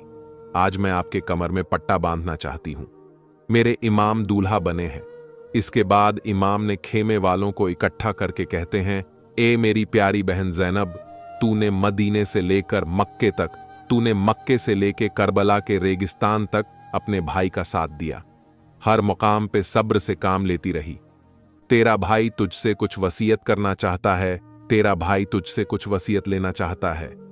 मेरी बहन, जब तू अपने भाई के जिस्म पे तलवार लगते देखे तो सब्र करना। जब तू अपने भाई के जिस्म पर नेजे लगते देखे तो सब्र करना। जब तू अपने भाई के सर को नेजे पे बुलंद देखे तो सब्र करना। जब तू अपने भाई के जिस्म पर बरछी चलते देखे तो सब्र करना। ए मेरी प्यारी बहन जैनब, तूने करबला का खूनी मंजर देखा है, तूने अपने बच्चों की शहादत देखी है, तूने भाई अब्बास के बाजू कलम होते हुए देखे हैं, तूने अली असगर के हलक में तीर पेवस्त होता हुआ देखा है। मेरी बहन, जैसे तूने उनकी शहादत पे सब्र किया है, ऐसे ही अपने भाई की शहादत पे भी सब्र करना। इमाम हुसैन ने अपनी बीवी शहरबानू को सीने से लगाया। फरमाया, मेरी प्यारी बीबी शहरबानू, तू एक बादशाह की बेटी है। तू जब से मेरी निकाह में आई, तूने मुझे कभी नाराज नहीं किया। तूने हमेशा अपने शौहर को खुश रखा। तेरा शौहर तुझसे वसीयत करता है, जब तू अपने शौहर को शहीद होता हुआ देखे तो सब्र करना। अपने शौहर के जिस्म पे तलवार लगते देखो तो सब्र करना। अपने शौहर के जिस्म पर नेजे लगते देखे तो सब्र करना। अपने शौहर के जिस्म पर बरछी लगाते देखें तो सब्र करना। इमाम हुसैन अपने बीबी शहरबानू को दिलासा देते हैं। उसके बाद इमाम हुसैन ने देखा इमाम जैनुल आबेदीन खड़े हुए। बाबा, अब भी आपका जवान बेटा मौजूद है। मेरे होते हुए आप मैदान करबला में नहीं जा सकते। बाबा, मुझे मैदान करबला में जाने दीजिए। इमाम हुसैन ने फरमाया, बेटा, तुम्हारा वक्त अभी नहीं आया है। तुमसे मेरी नस्ल का सिलसिला चलेगा, तुमसे मेरे सैयदों का सिलसिला चलेगा, तुमसे मेरी नस्ल आगे बढ़ेगी। मेरे लाल, तुम ही मदीने इस काफिले को मदीने में पहुंचोगे। मेरे लाल, तुम इस काफिले की हिफाजत करना। मेरे लाल, इन ख्वातीन को मदीना तुम ही पहुंचाओगे। इमाम हुसैन ने इतना कहा और अपने खेमे से बाहर निकले। हजरत जैनब ने कहा, मेरे भाई जब नाना मुस्तफ़ा मेराज को तशरीफ ले गए थे, जब दूल्हा बने थे, उनकी सवारी की लगाम, उनके बुराक की लगाम जिब्रील और मीकाइल ने थामी थी। और जब बाबा अली मैदाने जंग में जाते थे तो उनके घोड़े की लगाम आप पकड़ते थे और भाई हसन पकड़ते थे। मेरे भाई, अब तो कोई नहीं बचा है। अब आप मैदाने करबला में जा रहे हैं, दूल्हा बने हुए हैं। इजाजत दो, आपकी बहन आपकी सवारी की लगाम पकड़े। इमाम हुसैन घोड़े पर सवार हुए। घोड़े को एड़ लगाई, आगे चलने के लिए कहा, चल मेरे गाजी मैदाने करबला में चलते हैं। इमाम हुसैन ने घोड़े को एड़ लगाई, लेकिन घोड़ा आगे बढ़ने का नाम नहीं ले रहा है। इमाम हुसैन ने कहा, आगे क्यों नहीं बढ़ता है मेरे गाजी, मेरे घोड़े, मेरी सवारी? क्या तू यजीदियों से डर गया है? क्या तू यजीदियों की तलवारों से डर गया? क्या तू यजीदियों के नेजे देख के डर गया? क्या तू यजीदियों की बर्छी देख के डर गया? मेरे गाजी आगे क्यों नहीं बढ़ता है? घोड़े ने अपनी जबान में कहा, मेरे आका, मैं आगे कैसे बढ़ सकता हूं? मेरे पैरों में सकीना ने लगाम डाल दी है, मेरे पैरों को सकीना ने पकड़ लिया है, मैं आगे कैसे बढ़ सकता हूं? इमाम हुसैन ने नीचे देखा। सकीना ने दोनों हाथों से घोड़े की टांगों को पकड़ लिया था। इमाम हुसैन नीचे तशरीफ ले आए, फरमाया, बेटी आज क्या बात है? तू हमें मैदाने करबला में क्यों नहीं जाने दे रही है? हजरत सकीना ने कहा, मेरे बाबा, आप वहां जा रहे हैं जहां पर भाई अली असगर गए, लौट कर नहीं आए, जहां कासिम गए, लौट कर नहीं आए, जहां अली अकबर गए, लौट कर नहीं आए, जहां चाचा अब्बास गए, लौट कर नहीं आए, जहां ओनो मोहम्मद गए, लौट कर नहीं आए। मेरे बाबा, आप हमें किसके सहारे छोड़कर जा रहे हैं? मेरे बाबा, आपके बाद हम बाबा किसको पुकारेंगे? इमाम हुसैन फरमाते हैं, बेटी, तेरे भाई जैनुल आबिदीन वह तुझे मदीना पहुंचाएंगे। मेरी बेटी, मुझे मैदाने करबला में जाने दे। मेरी बेटी, मैदाने करबला में जा रहा हूं। मेरी बेटी, तू सब्र से काम लेती रहना बेटी, अभी तुझे बहुत मंजिलों को तय करना है। बेटी, बड़ी सख्त का सफर है। बेटी, बड़ी दिक्कतों का सफर है। बेटी, बड़ी मुसीबतों का सफर है। बेटी, बड़ी परेशानियां का सफर है। बेटी, अभी तो यजीद की जेल में भी जाना है। बेटी, अभी तो इन जालिम यजीदियों की बहुत जुल्मों सितम को तुम्हें बर्दाश्त करना है। मेरी बेटी, सब्र से काम लेती रहना। मेरी बेटी, हर मुकाम पे सब्र करती रहना। हुसैन मैदाने करबला में आते हैं, यजीदियों से फरमाते हैं, जालिम यजीदियों, तुमने सुबह से लेकर के अब दोपहर तक तुमने मेरे खानदान के एक एक फर्द को शहीद कर दिया है। अब मैं बचा हूं नबी का आखिरी नवासा, मैं नबी का लाडला बचा हूं। जालिम यजीद, जो तुम मेरे खून के प्यासे क्यों हो? जालिम यजीद, तुम क्यों मुझे शहीद करना चाहते हो? यजीदियों ने कहा, हुसैन यजीद की बेयत कर लो, तुम्हें छोड़ दिया जाएगा। हुसैन यजीद की बेयत कर लो, तुम्हें पानी दे दिया जाएगा। हुसैन यजीद की बेयत कर लो, तुम्हें जिंदगी की खैरात दे दी जाएगी। मेरे आका हुसैन फरमाते हैं, ए जालिम यजीदियों, अगर हुसैन यजीद की बेयत करता तो अपने 6 माह के असगर को नहीं लाता। हुसैन अगर यजीद की बेयत करता तो अली अकबर को कुर्बान नहीं कर पाता। हुसैन अगर यजीद की बेयत करता तो भाई अब्बास को मैदाने करबला में नहीं भेजता। हुसैन अपना सर तो दे सकता है, लेकिन बातिल के हाथ में हाथ नहीं दे सकता। अल्लाह है जिसके बाप ने खैबर के गेट को उखाड़ा हो, जिसके बाप के सामने आते हुए बड़े बड़े बहादुरों के पसीने छूट जाते थे, जिसके बाप का नाम सुनकर के बड़े बड़े बहादुर मैदान छोड़ जाते थे, उन्हीं का लाडला मैदाने करबला में खड़ा है। हुसैन मैदाने करबला में खड़े हैं, जुल्फिकार हैदरी हाथों में है। हुसैन की तलवार बिजली की तरह चमक रही थी, बिजली की तरह गरज रही थी और गाजर मूली की तरह यजीदियों को काट रही थी।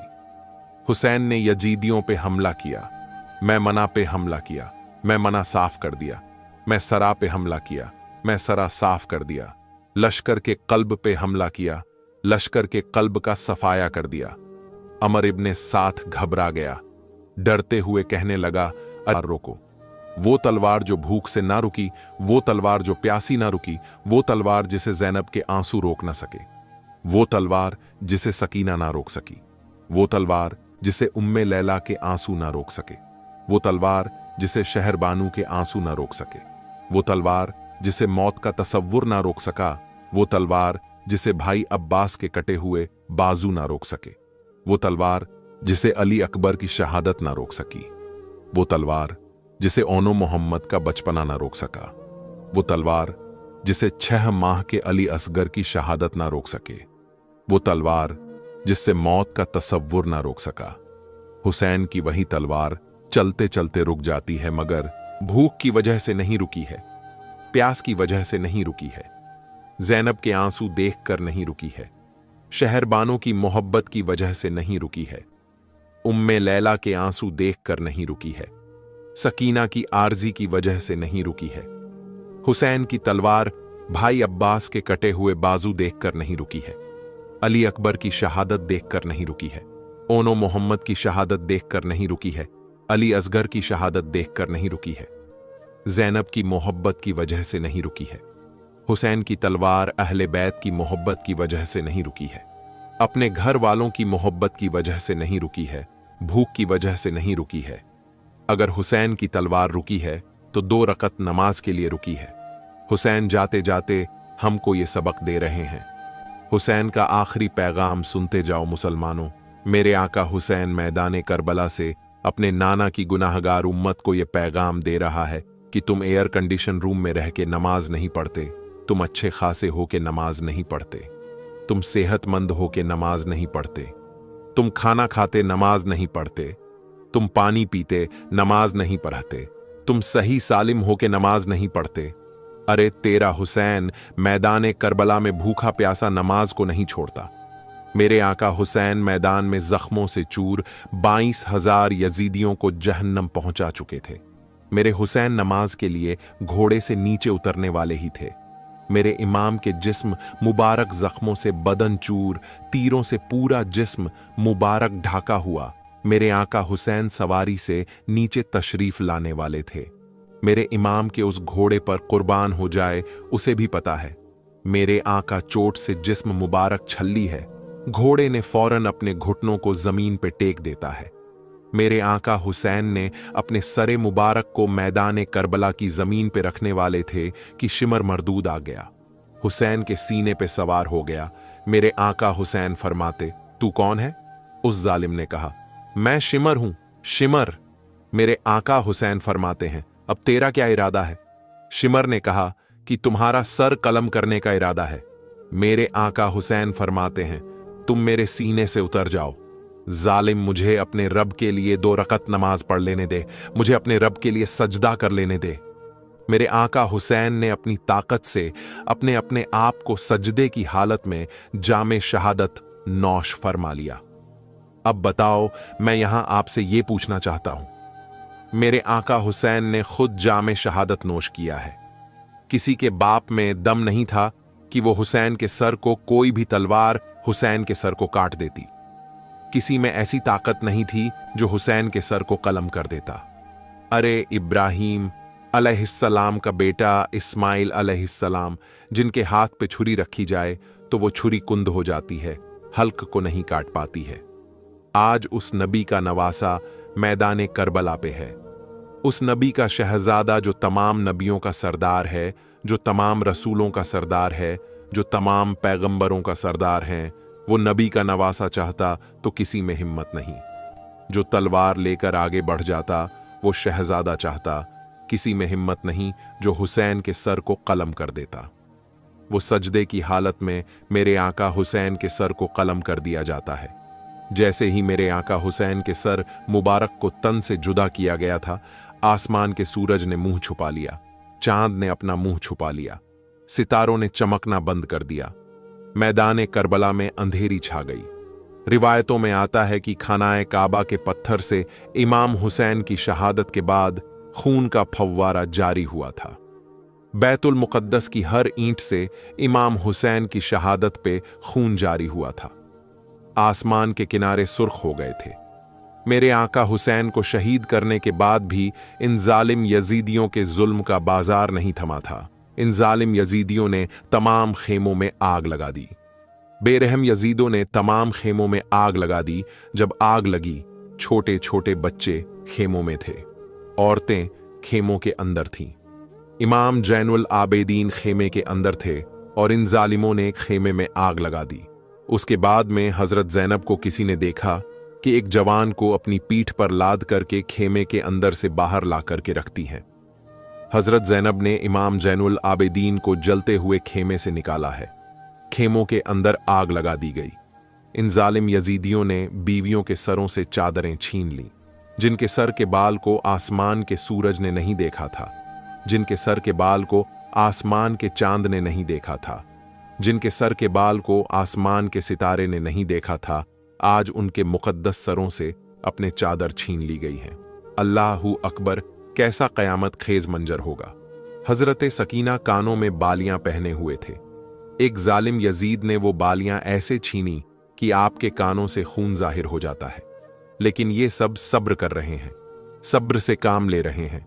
मेरे आका हुसैन रजी अल्लाह ताला अन्हु के सर मुबारक को एक जालिम यजीद ने अपने कब्जे में ले लिया। तमाम शोहदा के सिरों को अपने अपने कब्जे में ले लिया जाता है। मेरे आका हुसैन रजी अल्लाह ताला अन्हु जिस दिन शहीद हुए थे, जुमे की नमाज का वक्त था जब मेरे आका हुसैन ने शहादत का जाम पिया था। हजरत ज़ैनब फरमाती हैं, चलो असर की नमाज का वक्त हो गया है, असर की नमाज पढ़ते हैं। असर की नमाज पढ़ने के लिए तैयार करने का हजरत ज़ैनब हुक्म देती हैं। सब ने तयम्मुम किया और नमाज अदा करने लगे। सबकी आंखों में आंसुओं का समंदर था। अब रात की अंधेरी छा गई थी। अब यजीदियों ने सोचा, ये 3 दिन के भूखे प्यासे हैं, अब इनको खाना और पानी तो मिला नहीं है। चलो, अब ये औरतें बच्चे हैं, इनको खाना और पानी भेज देते हैं। अब यजीदियों ने सोचा, किसके हाथ भेजे? लेकर के बाहर बैठी हुई थी, फरमा रही थी, मेरी रगों में अली का खून दौड़ रहा है, मेरी रगों में भी फातिमा का दूध खून बनकर दौड़ रहा है। मुझे भी अल्लाह रब्बुल इज्जत ने यह शरफ दिया है, मैं भी शेर की बेटी हूं। है कोई आए जरा मेरे सामने। अब दोस्तों, यजीद ने हूर की बीवी को खाना दिया, पानी दिया, कहां जाकर के तुम ही देकर आओ। अब हूर की बीवी आई। हजरत ज़ैनब ने कहा, कौन है, वहीं पर रुक जाए। उसने कहा, मैं हूर की बीवी हूं। ज़ैनब कहने लगे, किस लिए आई हो?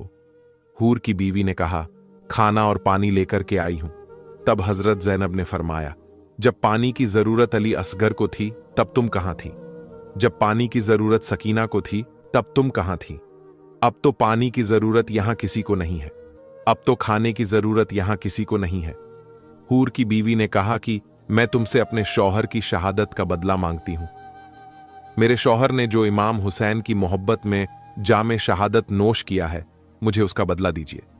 उसका बदला यह है कि यह खाना और पानी तुम्हें लेना पड़ेगा। हजरत ज़ैनब ने लिया, बराबर में रख दिया। हजरत सकीना बेहोश पड़ी हुई थी। सकीना को होश में लाते हैं। इरशाद फरमाती है, बेटी सकीना ले, ये पानी पी ले। हजरत सकीना ने कहा, क्या हमारे चाचा अब्बास पानी लेकर के आ गए हैं? हजरत ज़ैनब ने फरमाया, नहीं बेटी, ये यजीदियों की तरफ से आया है। हजरत सकीना ने कहा, फूफी आप पानी क्यों नहीं पी रही हैं? तब हजरत ज़ैनब रज़ी अल्लाह ताला अन्हु ने कहा, बेटी हम पानी कैसे पिए? नाना मुस्तफा का फरमान है कि पहले छोटों को खिलाओ तब खाओ। हजरत ज़ैनब से सकीना ने कहा, अच्छा नाना, मुस्तफा ने फरमाया है कि पहले छोटों को खिलाओ तब खाओ। हजरत ज़ैनब ने कहा, हां बेटी। हजरत सकीना पानी का गिलास लेती है, मैदाने करबला की तरफ दौड़ रही थीं। हजरत ज़ैनब ने कहा, बेटी कहां जा रही हो? हजरत सकीना ने कहा, फूफी ज़ैनब, मैं अपने एक हीरे को तलाश करने के लिए जा रही हूं। जहां शोहदा के जिस्म रखे हुए थे, वहां हजरत सकीना पहुंची और जिस्म को उलट पलट करके देखने लगी। हजरत शहरबानो पीछे से पहुंच गई। फरमाया, बेटी क्या देख रही हो? तब हजरत सकीना ने कहा था, फूफी जब हम मदीने से चले थे तो अपने साथ एक हीरा लेकर के आए थे। जब हम मदीने से चले थे तो अपने साथ एक नगीना लेकर के आए थे। जब हम मदीने से चले थे तो अपने साथ एक कीमती मोती लेकर के आए थे। वह मोती हमारा मैदाने करबला में खो गया, वो हीरा हमारा मैदाने करबला में खो गया। तमाम शोहदा के जिस्मों के अंदर हाथ डाल डाल करके हजरत सकीना देख रही थी। हजरत ज़ैनब ने कहा, बेटी क्या मिला? तभी अचानक हजरत सकीना ने आवाज बुलंद करके कहा, हां मेरी फूफी ज़ैनब, मुझे मेरा हीरा मिल गया है, मुझे मेरा नगीना मिल गया है, मुझे मेरा मोती मिल गया है। हजरत सकीना हजरत असगर के जिस्म को निकालते हैं। हजरत सकीना नन्हे अली असगर को अपने गोद में रखती है। इरशाद फरमाती हैं, ए मेरे भाई अली। असगर फूफी ज़ैनब फरमाती हैं, ये नाना मुस्तफ़ा का फरमान है कि पहले छोटों को खिलाओ तब खाओ, पहले छोटों को पिलाओ तब पियो। हम जब मदीने से चले थे, मक्के आए थे, मक्के से करबला आए हैं, असगर से ज्यादा छोटा हमने अपने साथ किसी को लेकर नहीं आए थे। मेरे भाई ये पानी पी लो। मगर दोस्तों, किसी ने पानी को हाथ नहीं लगाया, किसी ने खाने को हाथ नहीं लगाया। अब ये जालिम यजीदी मैदान करबला से चले हैं, इमाम हुसैन के सरे मुबारक को एक नेजे पर बुलंद कर दिया। तमाम शोहदा के सरों को नेजे पर चढ़ा दिया। अब ये जालिम कूफा की तरफ रवाना होते हैं। हजरत ज़ैनब रजी अल्लाह ताला अन्हु ने देखा इमाम हुसैन का सर मुबारक एक नेजे पे था और सबसे ऊंचा, सबसे बुलंद नेजा इमाम हुसैन के सर मुबारक वाला नजर आ रहा था। तब हजरत ज़ैनब फरमाती हैं, ए यजीदो, देख ले तूने क्या समझा था कि तूने मैदान करबला में हुसैन को शहीद कर दिया है। तूने नबी का फूल को खत्म कर दिया, तूने नबी के खानदान को खत्म कर दिया है, तूने नबी के खानदान के बच्चों को शहीद कर दिया है। अरे देख ले जालिम, तूने क्या समझा था, तूने हुसैन को शहीद कर दिया तो हुसैन का कोई नाम लेने वाला नहीं होगा। अरे देख ले मेरा भाई, हुसैन कल भी ऊंचा था, आज भी ऊंचा है और कयामत तक ऊंचा रहेगा। मेरे भाई का सर कल भी बुलंद था, आज भी बुलंद है और कयामत तक बुलंद रहेगा। मेरा भाई हुसैन कल भी ऊंचा था, आज भी ऊंचा है और कयामत तक ऊंचा रहेगा। दोस्तों, सब यजीदी काफिला चलते जा रहा है। अब ये सब चल रहा है। रास्ते में एक गिरजाघर पड़ता है। कूफा से पहले एक गिरजाघर पड़ा। वहां के राहिब ने देखा कि ये सरों को नेजे पे बुलंद करके ये जालिम कहां जा रहे हैं। उसे राहिब ने पूछा था, ये किसका सर लेकर के जा रहे हो? तो एक ने कहा कि एक बागी का सर लेकर के जा रहे हैं। माजल्ला। उस राहिब ने कहा, इसका क्या नाम है? यजीदों ने कहा, इनका नाम हुसैन है। उसने कहा, अरे वही हुसैन जो मुस्तफा जाने रहमत के नवासे हैं, वही हुसैन जो तमाम जन्नतियों के सरदार हैं, उनके नवासे हैं। उसने कहा, हाँ हाँ, वही हुसैन है। राहिब ने कहा, तुम्हें शर्म नहीं आई? उसने कहा, तुम्हें गैरत नहीं आई? जिस नबी का कलमा पढ़ते हो, जिस नबी का नाम लेते हो, जिस नबी की मोहब्बत का दम भरते हो, उस नबी के नवासे का सर काट करके ले जा रहे हो। उसने कहा, तुम्हें मैं 10,000 दिरहम दूंगा, एक रात के लिए ये सर मुझे दे दो। मेरे आका हुसैन का सर जब जिस्म से जुड़ा हुआ था तब भी इस्लाम की खिदमत कर रहे थे। यहां का हुसैन का सर जिस्म से अलग हुआ तब भी इमाम हुसैन इस्लाम की खिदमत कर रहा है। देखो मेरे आका हुसैन रजी अल्लाहु अन्हु का सर मुबारक। यहां एक बात और मैं आपको बता दूं, मेरे आका हुसैन रजी अल्लाहु ताला अन्हु के सर को जब नेजे पे बुलंद करके ये जालिम यजीदी आगे बढ़े थे, तब हजरत ज़ैनब ने एक नजर करबला के मैदान की तरफ डाली थी और जब अपने भाई हुसैन के जिस्म पाक मैदान ए करबला में देखा था, वो सर को नेजे पे बुलंद देखा था, तब हजरत ज़ैनब ने कहा, ए मेरे भाई, क्या इसी दिन के लिए आप हमें मदीने से लेकर के आए थे? मेरे भाई जब मदीने से लेकर के चले थे तो कितने पर्दे के साथ लेकर के चले थे? जब तुम हमें मदीने से लेकर के आए थे तब पर्दे के साथ चले थे। मेरे भाई आज अपनी बहन को तन्हा छोड़ दिया। मेरे भाई आज अपनी बहन को अकेला छोड़ दिया। मेरे आका हुसैन की बहन ज़ैनब ने अपने भाई हुसैन के जिस्म से जाकर के लिपट जाती है और कहती है, मेरे भाई हमें किसके सहारे पे छोड़ दिया है? तो हुसैन का सर जो नेजे पे बुलंद था, आवाज आती है, मेरी बहन ज़ैनब, तू ये मत समझना कि तेरे भाई हुसैन ने तुझे तन्हा छोड़ दिया है। तू ये मत समझना तेरे भाई हुसैन ने तुझे अकेला छोड़ दिया है। तेरे भाई का जिस्म करबला में जरूर रख रहा है, लेकिन तेरे भाई का सर तेरे साथ साथ चल रहा है। तेरा भाई तुझे अकेला नहीं छोड़ रहा है। उस गिरजाघर के राहिब ने कहा था, 10,000 दिरहम दूंगा, एक रात के लिए हुसैन का सर मुझे दे दे। एक रात के लिए सर दे दिया। जालिम लालची तो पहले ही से थे, लालच में तो आए थे आका हुसैन को शहीद करने के लिए, लेकिन वो तारीख देखो, उस राहिब ने सर लिया। मेरे आका हुसैन का जिस्म पे आपने जाकर के जो कपड़े पहने हुए था, जाकर के उतरता है, गुस्ल करता है, गुस्ल करने के बाद में एक पाक कपड़े लेकर के आता है। आका हुसैन के सर पे जहां जहां खून लगा हुआ था उसे साफ करता है। दाढ़ी मुबारक में खून लगा हुआ था, साफ करता है, करने के बाद में एक बुलंद जगह पे रख देता है और हुसैन के सामने अदब से बैठ जाता है। सरे मुबारक के सामने अदब से बैठ गया तो अल्लाह पाक ने उसकी आंखों से तमाम पर्दे हटा दिए। उसने क्या देखा कि एक नूर निकलता है हुसैन के सर मुबारक से, गिरजाघर को चीरता हुआ आसमान से जा करके मिल जाता है। हुसैन के सर की करामत उसे राहिब ने देखी तो वहीं कहता है, मेरे आका हुसैन, आज से आप गवाह बन जाइए। मैंने आपके सर की ये करामत देख करके आपके नाना मुस्तफ़ा का कलमा पढ़ लिया है। मैं कलमा पढ़ करके मुसलमान हो गया हूं। जब मेरे आका हुसैन का सर जिस्म से लगा हुआ था तब भी इस्लाम की खिदमत कर रहे थे। सर जिस्म से अलग हो गया है तब भी इस्लाम की खिदमत कर रहे हैं। अब ये सर मुबारक लेकर के ये जालिम आगे बढ़ते हैं। कूफा के करीब पहुंचने वाले थे। जब ये काफिला कुफा में पहुंचने वाला था तभी इब्ने जियाद जालिम ने कहा था, अब वो काफिला आ रहा है जिसे कैदी बना करके लाया गया है। किसी ने पहले ही जाकर खबर दे दी थी। कहा, हां वहीं काफिला आ रहा है, कहां बाहर ठहरा दो।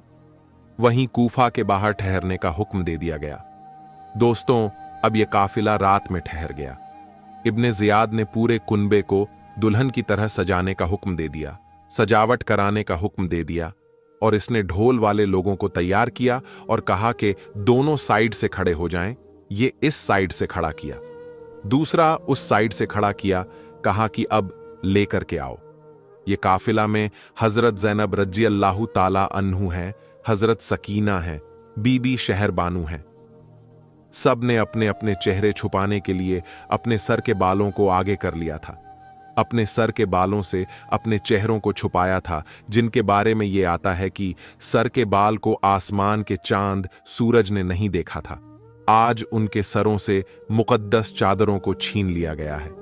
वो सब मुकद्दस पाकबाज बीबियां थीं जिनके सिर के बालों को किसी ने नहीं देखा था, लेकिन आज ये कूफा में दाखिल हो रही हैं। सर पर चादर नहीं है। लोग अपने अपने घरों की छतों पर खड़े हो जाते हैं, इस काफिले को देख रहे हैं। हजरत ज़ैनब रज़ी अल्लाहु ताला अन्हु हजरत शहरबानो है, सब्र से काम ले रही हैं। इस जालिम इब्ने जियाद ढोल बजाने का हुक्म दिया। वो जालिम ढोल बजा रहे थे और ये नक्कारे बजा करके ये कह रहे थे कि आज हम जंग जीत गए हैं, आज हम जंग जीत गए हैं। अब ये काफिला अंदर आ रहा है। देखा कि कुछ लोग सीना टूटते हुए बाहर निकले हुए से, सीना टूटते हुए, अपने कपड़ों को नोचते हुए, बालों को नोचते हुए या हुसैन हाय हुसैन करते हुए बाहर निकले। हजरत ज़ैनब ने पूछा कि तुम्हारे ये हाल की वजह क्या है? तुम ये मातम क्यों कर रहे हो? तो उन जालिमों ने कहा था कि हम हुसैन का गम मना रहे हैं। तब हजरत ज़ैनब ने फरमाया था कि तुमने मेरे भाई को खत देकर के बुलाया। तुम ही कूफे वालों ने मेरे भाई के पास जज्बाती बातें लिख करके खत में भेजी थीं। तुम ही ने मेरे भाई को गुस्से से जाम खून से खत भेज करके बुलाया। जब मेरा भाई यहां आ गया तो उसको इस मेहमान नवाजी का ये सिला दिया तुमने। मेरे भाई के बच्चे छोटे थे, ठेक मां के असगर को भी शहीद करवा दिया। जालिम तुम ही ने यजीद की मदद की, जालिम तुम ही ने यजीद का साथ दिया, और आज तुम ही हुसैन की मोहब्बत का दम भरते हो। खुदा करे कयामत तक तुम ऐसे ही सीना कूटते रहो, खुदा करे कयामत तक तुम ऐसे ही कपड़े फाड़ते रहो, खुदा करे तुम कयामत तक ऐसे ही रोते रहो। दोस्तों, एक करामत और सुनिए। इमाम हुसैन का सर जब कूफा की गलियों से गुजर रहा था, हुसैन का सर जिस नेजे पे था वो नेजा बुलंद था। एक आदमी अपने घर की छत पे कुरान शरीफ की तिलावत कर रहा था और साहब का वाकिया पढ़ रहा था, जिसका तर्जुमा यह है कि असहाब का किस्सा अजीब है। तो हुसैन के सर से आवाज आती है, अरे हुसैन का शहीद होना और नेजे पे बुलंद होना, ये उससे भी ज्यादा अजीब है। मेरे आका हुसैन की शान है। मेरे आका हुसैन के सर मुबारक को अभी भी ने जियाद ने दमिश्क के लिए रवाना किया, क्योंकि यजीद दमिश्क में बैठा हुआ था। यजीद मुल्क के सामने बैठा हुआ था। अब यह काफिला चलता है, मुल्क के शाम की तरफ रवाना होता है। जैसे इब्ने जियाद ने जश्न किया था, वैसा ही यजीद ने जश्न कराया, वैसे ही पूरे दमिश्क को सजाने का हुक्म दिया। पूरे दमिश्क को सजाने के लिए उसने कहा, और उसके बाद में ढोल ताशे के साथ में काफिले का इकबाल किया गया। दोस्तों, अब यह काफिला जब दमिश्क पहुंच रहा था तो एक खादिम एक बाग में खाना लेकर के आई है। हजरत ज़ैनब के पास लेकर के आई। हजरत ज़ैनब ने फरमाया, यहां ये कुफी और मुल्क शाम में कोई हमारी मदद करने के लिए तैयार नहीं है। तुम कौन हो जो हमारे लिए खाना लेकर के आई हो? और उस लड़की ने कहा था, उस बंदे ने कहा था, ये खाना मैं अपनी तरफ से लेकर के नहीं आई हूं, बल्कि मेरी मखदूम जो छत के ऊपर बूढ़ी औरत चढ़ी हुई है, उसने ये खाना तुम्हारे लिए भेजा है। हजरत ज़ैनब ने कहा, उसी को हमारे पास भेजो। अब वो साहिबा को भेजा जाता है जब डंडे का सहारा लेकर के हजरत जैनब के पास आती है। कमर लग चुकी, लग एल जैफ की बूढ़ी हो गई थी वो। सैफ हजरत जैनब के पास में। हजरत जैनब के बाल जो है चेहरे मुबारक पे थे। आपने अपने चेहरे मुबारक को अपने सर के बालों से छुपा लिया था। अब वो सैफ आई आकर के कहती है, बेटी मुझसे बात करो। हजरत जैनब ने उससे बात की। हजरत जैनब का चेहरा वो बहुत गौर से देख रही थी। वो बोली, बहुत गौर से हजरत जैनब का चेहरा देख रही थी। हजरत जैनब रज़ियल्लाहु ताला अन्हु ने कहा कि तुमने ये खाना हमारे लिए किस लिए भेजा है? हमने इस खाने को नहीं लेंगे, हम नबी के घर वाले हैं, हम ये खाना कबूल नहीं करेंगे उसे। सैफ ने कहा, बेटी ये खाना मैं अपनी तरफ से लेकर के नहीं आई हूं, बल्कि किसी की वसीयत के मुताबिक मैं ये खाना तेरे पास लेकर के आई हूं। कहां? कैसी वसीयत? कहां बताओ तो सही। तब उस औरत ने कहा था, बेटी मुझे एक बात पहले तू ये बता दे कि मैं तेरे चेहरे को देख रही हूं। तेरा चेहरा उस बेटी से मिलता है जो फातिमा की गोद में थी। बेटी मैं फातिमा तूज जहरा के यहां खादिमा थी। मैं फातिमा की यहां पर बंदी थी।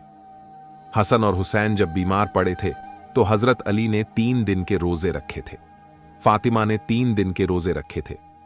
बेटी मेरा नाम फिजा है और मैंने भी उन दोनों के साथ रोजे रखे थे ताकि हसन और हुसैन ठीक हो जाएं, हसन और हुसैन का बुखार उतर जाए। मैंने इसीलिए रोजे रखे थे और जब मैंने 3 दिन रोजे रखे थे तब बीबी फातिमा ने मुझे फरमाया था कि मैं तुझे आज आजाद कर रही हूं। आज से तू गुलाम नहीं बांधी नहीं जा, आज से हमने तुझे आजाद कर दिया है। तो फिजा ने कहा था, बीबी फातिमा जरा ये तो बताइए मैं इस एहसान का बदला कैसे चुकाऊंगा, मैं इस एहसान का बदला कैसे पूरा करूंगी? तो हजरत फातिमा ने फरमाया था कि कभी तेरी गली से कोई काफिला ऐसा गुजरता हुआ नजर आए, तुझे लगे कि हां इसे मदद की जरूरत है, तो उस काफिले के पास खाना भिजवा देना, उस काफिले के पास पानी भिजवा देना, तेरा एहसान उतार जाएगा। जो हमने तेरे ऊपर एहसान किया है उस एहसान का बदला हो जाएगा। तू उस काफिले में जा करके पानी पहुंचा देना। दोस्तों, वो फिजा कहती है, बेटी आज मैं तेरा चेहरा देख रही हूं, तेरा चेहरा फातिमा की। यहां पर जो बेटी उनकी गोद में थी, तेरा चेहरा उससे मिलता है बेटी, तेरा चेहरा उससे मिलता है। हजरत जैनब की आंखों में आंसू आ गए। फरमाया, जिस हुसैन के लिए तुमने मन्नत के रोजे रखे थे उसी हुसैन को इन जालिमों ने 3 दिन का भूखा प्यासा शहीद कर दिया। ये उसका सर जा रहा है। फिजा की आंखों से आंसू निकल गए, हजरत जैनब के सीने से लग जाती है। हजरत जैनब ने फरमाया, जिस बेटी को तुमने फातिमा की गोद में देखा था वो बेटी मैं ही हूं। फिजा ने कहा, बेटी अब मैं अपने घर नहीं जाना चाहती, मैं भी तेरे साथ यजीद के दरबार चलूंगी। अब बूढ़ी औरत चल नहीं पा रही थी, कमजोर थी, बूढ़ी हो चुकी थी।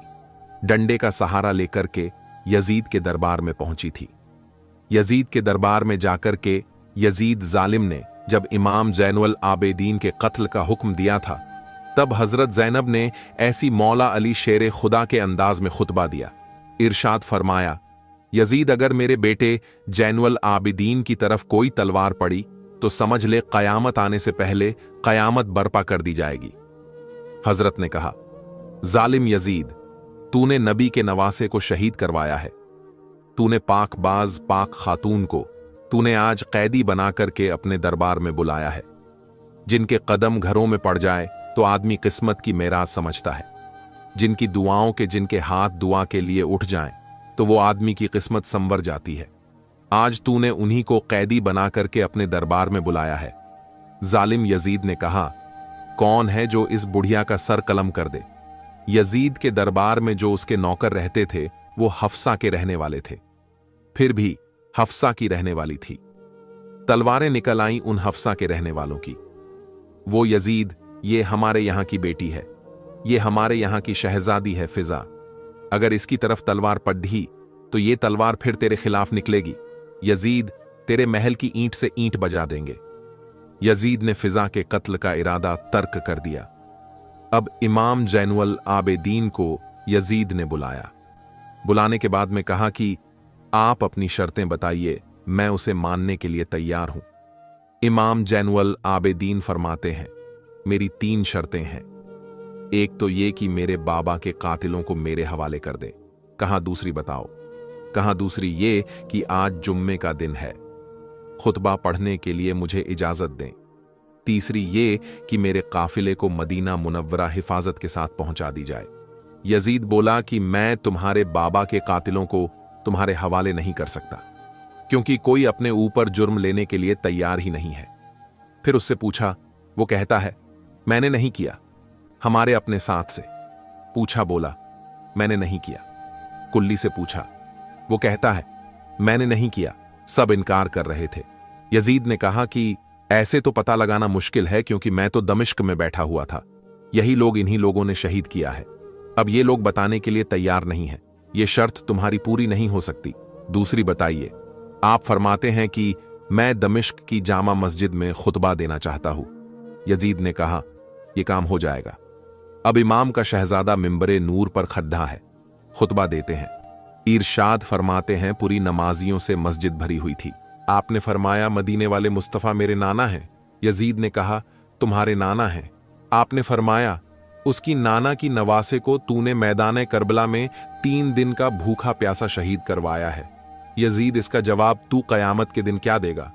तमाम नमाजी मस्जिद की तरफ से खिलाफ होते जा रहे थे।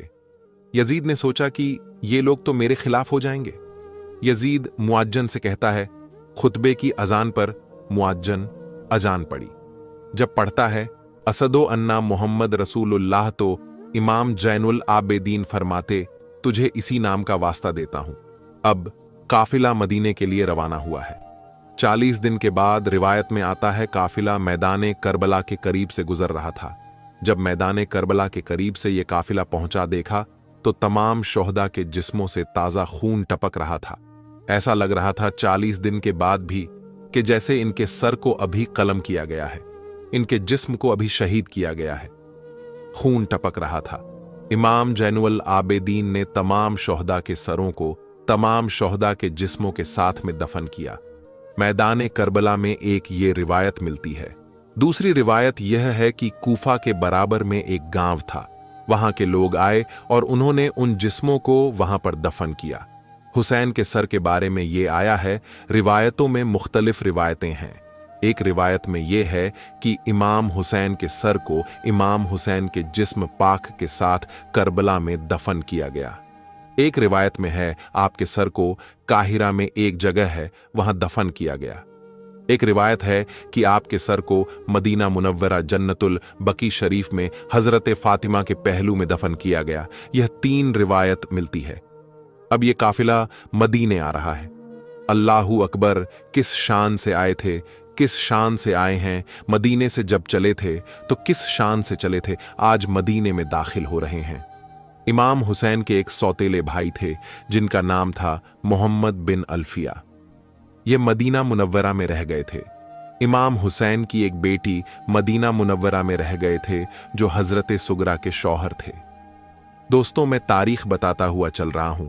अब यह काफिला मदीना मुनव्वरा में पहुंचने वाला है। जब काफिला मदीने के करीब पहुंचा, जब किसी ने यह खबर कर दी कि वह काफिला इमाम हुसैन का जो करबला के लिए रवाना हुआ था, वो काफिला वापस आने वाला है। सुगरा बेचैन तो पहले ही से थी, सुगरा बेकरार तो पहले ही से थी अपने घर वालों के हालात जानने के लिए, और जब सुना कि काफिला आने वाला है, बेचैन हो गई। मोहम्मद बिन मदीने के बाहर आ गए। भाई भाई होता है, भाई की मोहब्बत अलग होती है, भाई का प्यार अलग होता है।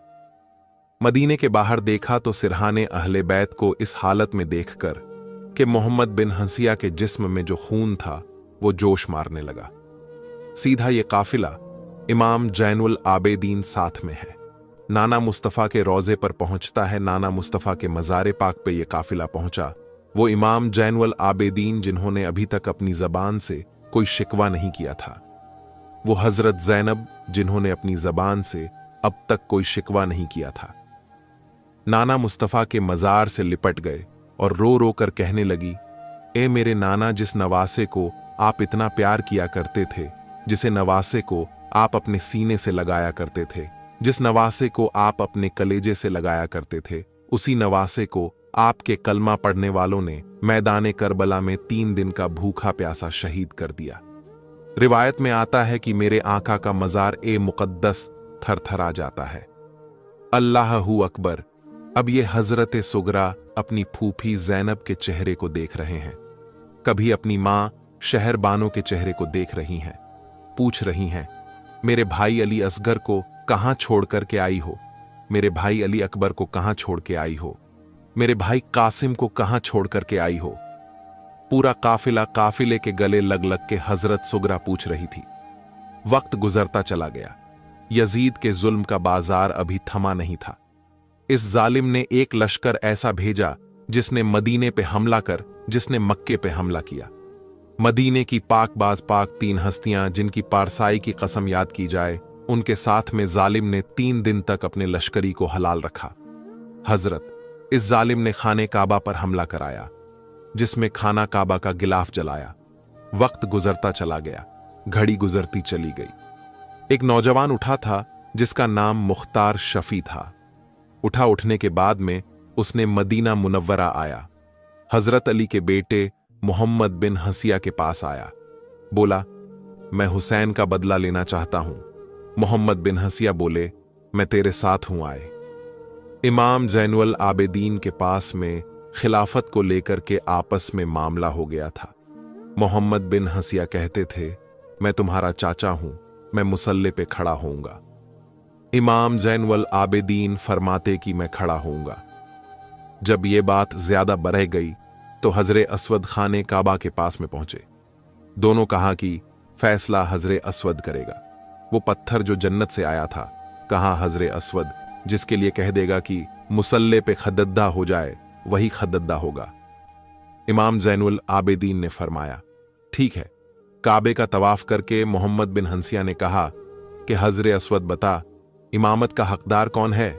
कोई जवाब नहीं आया। हजरत इमाम जैनुल आबिदीन सामने खददीदे हुए। फरमाया, बता हजरे असवद इमामत का हकदार कौन है? हजरे असवद से आवाज आती है कि इस दुनिया में हजरत फातिमा के बेटों से ज्यादा बढ़कर मर्तबा किसी का नहीं है। बेशक इमाम जैनुल आबिदीन जो थे वो इमाम हुसैन रजी अल्लाह ताला अन्हो की हकीकी बेटे थे, सगे बेटे थे, इसलिए इमामत का हक उन्हीं का बनता था। इमाम जैनुल आबिदीन बहुत सब्र करने वाले थे। आप फरमाते हैं, वो जालिम छुप जाएंगे, अपने घरों में जाकर के बैठ जाएंगे, तो आप कैसे उनसे बदला लेंगे?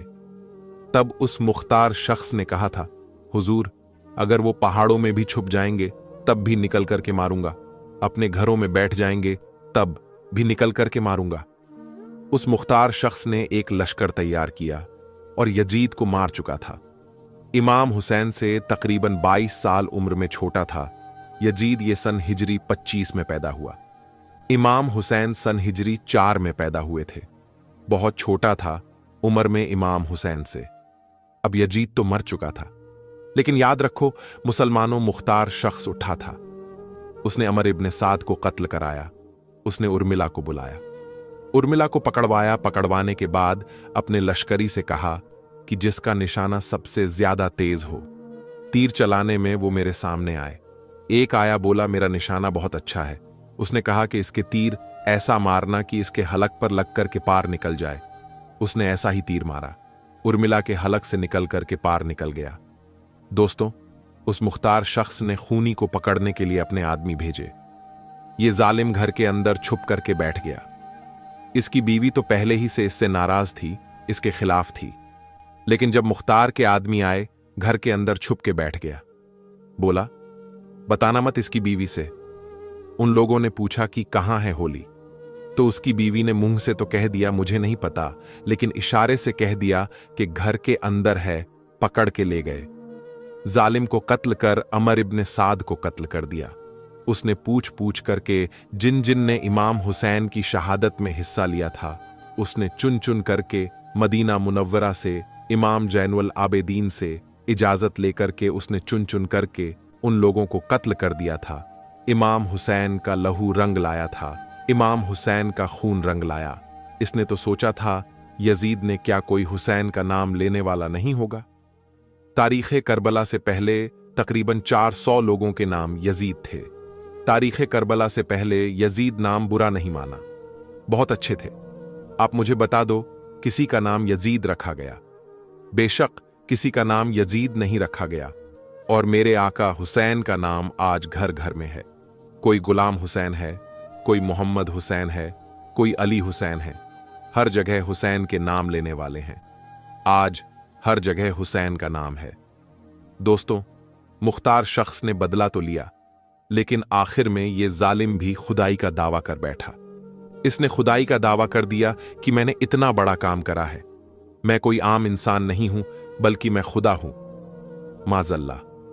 इसने नबी होने का दावा किया कि मैं नबी हूं, जब ये नबी होने का। जब इसने दावा किया तो इसे हजरत अब्दुल्ला इब्न जुबैर ने कत्ल कर दिया। कत्ले हुसैन असल में मर गई यजीद है। इस्लाम जिंदा होता है हर करबला के बाद। हुसैन तेरी अजमत को सलाम, हुसैन तेरी ताकत को सलाम, हुसैन तेरी रिफत को सलाम, हुसैन तेरे मुकाम को सलाम, हुसैन तेरी सदाकत को सलाम, हुसैन तेरी अदालत को सलाम, हुसैन तेरी सखावत को सलाम, हुसैन तेरी हिम्मत को सलाम, हुसैन तेरी सिदत को सलाम, हुसैन तेरी लियाकत को सलाम, हुसैन तेरे वकार को सलाम, हुसैन तेरे अजमत को सलाम, हुसैन तेरे लाल को सलाम, हुसैन तेरे काम को सलाम, हुसैन तेरे किरदार को सलाम, हुसैन तेरे कैरेक्टर को सलाम, हुसैन तेरे इकबाल को सलाम, हुसैन तेरे मलाल को सलाम, हुसैन तेरे आमाल को सलाम, हुसैन तेरी हर अदा को सलाम, हुसैन तेरे घर वालों को सलाम, हुसैन तेरे अहले खाना को सलाम, हुसैन तेरी बहन ज़ैनब को सलाम, हुसैन तेरे मैदान करबला में आने को सलाम, हुसैन तुमको जमाना सलाम कहता है, हुसैन तुमको मदीना सलाम कहता है, हुसैन तुमको कुरान के सलाम कहते हैं, अली और फातिमा सलाम कहते हैं। खुदा गवाह है कि नाना सलाम कहता है। खुदा की राह में सर को काट दिया तुमने, निज़ाम कुफ्र को अक्सर मिटा दिया तुमने, तुम्हें खुदा भी तुम्हारा सलाम करता है। सुभान अल्लाह। दोस्तों, करबला की दास्तान आपको कैसा लगा? मेरे बयान करने का अंदाज आपको कैसा लगा? हमें कमेंट में ज़रूर बताइएगा। और हाँ, इस वीडियो को लाइक कर दीजिएगा, क्योंकि लाइक करने से यूट्यूब इस वीडियो को और भी मुसलमान भाई तक पहुंचाएगा, जिससे करबला की दास्तान हर कोई सुन पाएंगे। और दोस्तों, आप कहां से हमारे वीडियो को देख रहे हैं? आप अपने शहर का नाम हमें लिखकर और अपना नाम लिखकर जरूर बताइएगा, ताकि हमें भी पता चले हमारे वीडियो को कौन कहां से देखता है। और हमने मोबाइल की स्क्रीन पर आपके लिए 4 वीडियो और भी लगाए हैं। अगर अभी आपके पास टाइम है तो उन चारों वीडियो को जरूर देखिएगा। अल्लाह ताला से दुआ करता हूं कि आपको हजरत इमाम हुसैन के सदके तुफैल से, करबला वालों के सदके तुफैल से दुनिया व आखिरत में कामयाबी अता फरमाए। आमीन।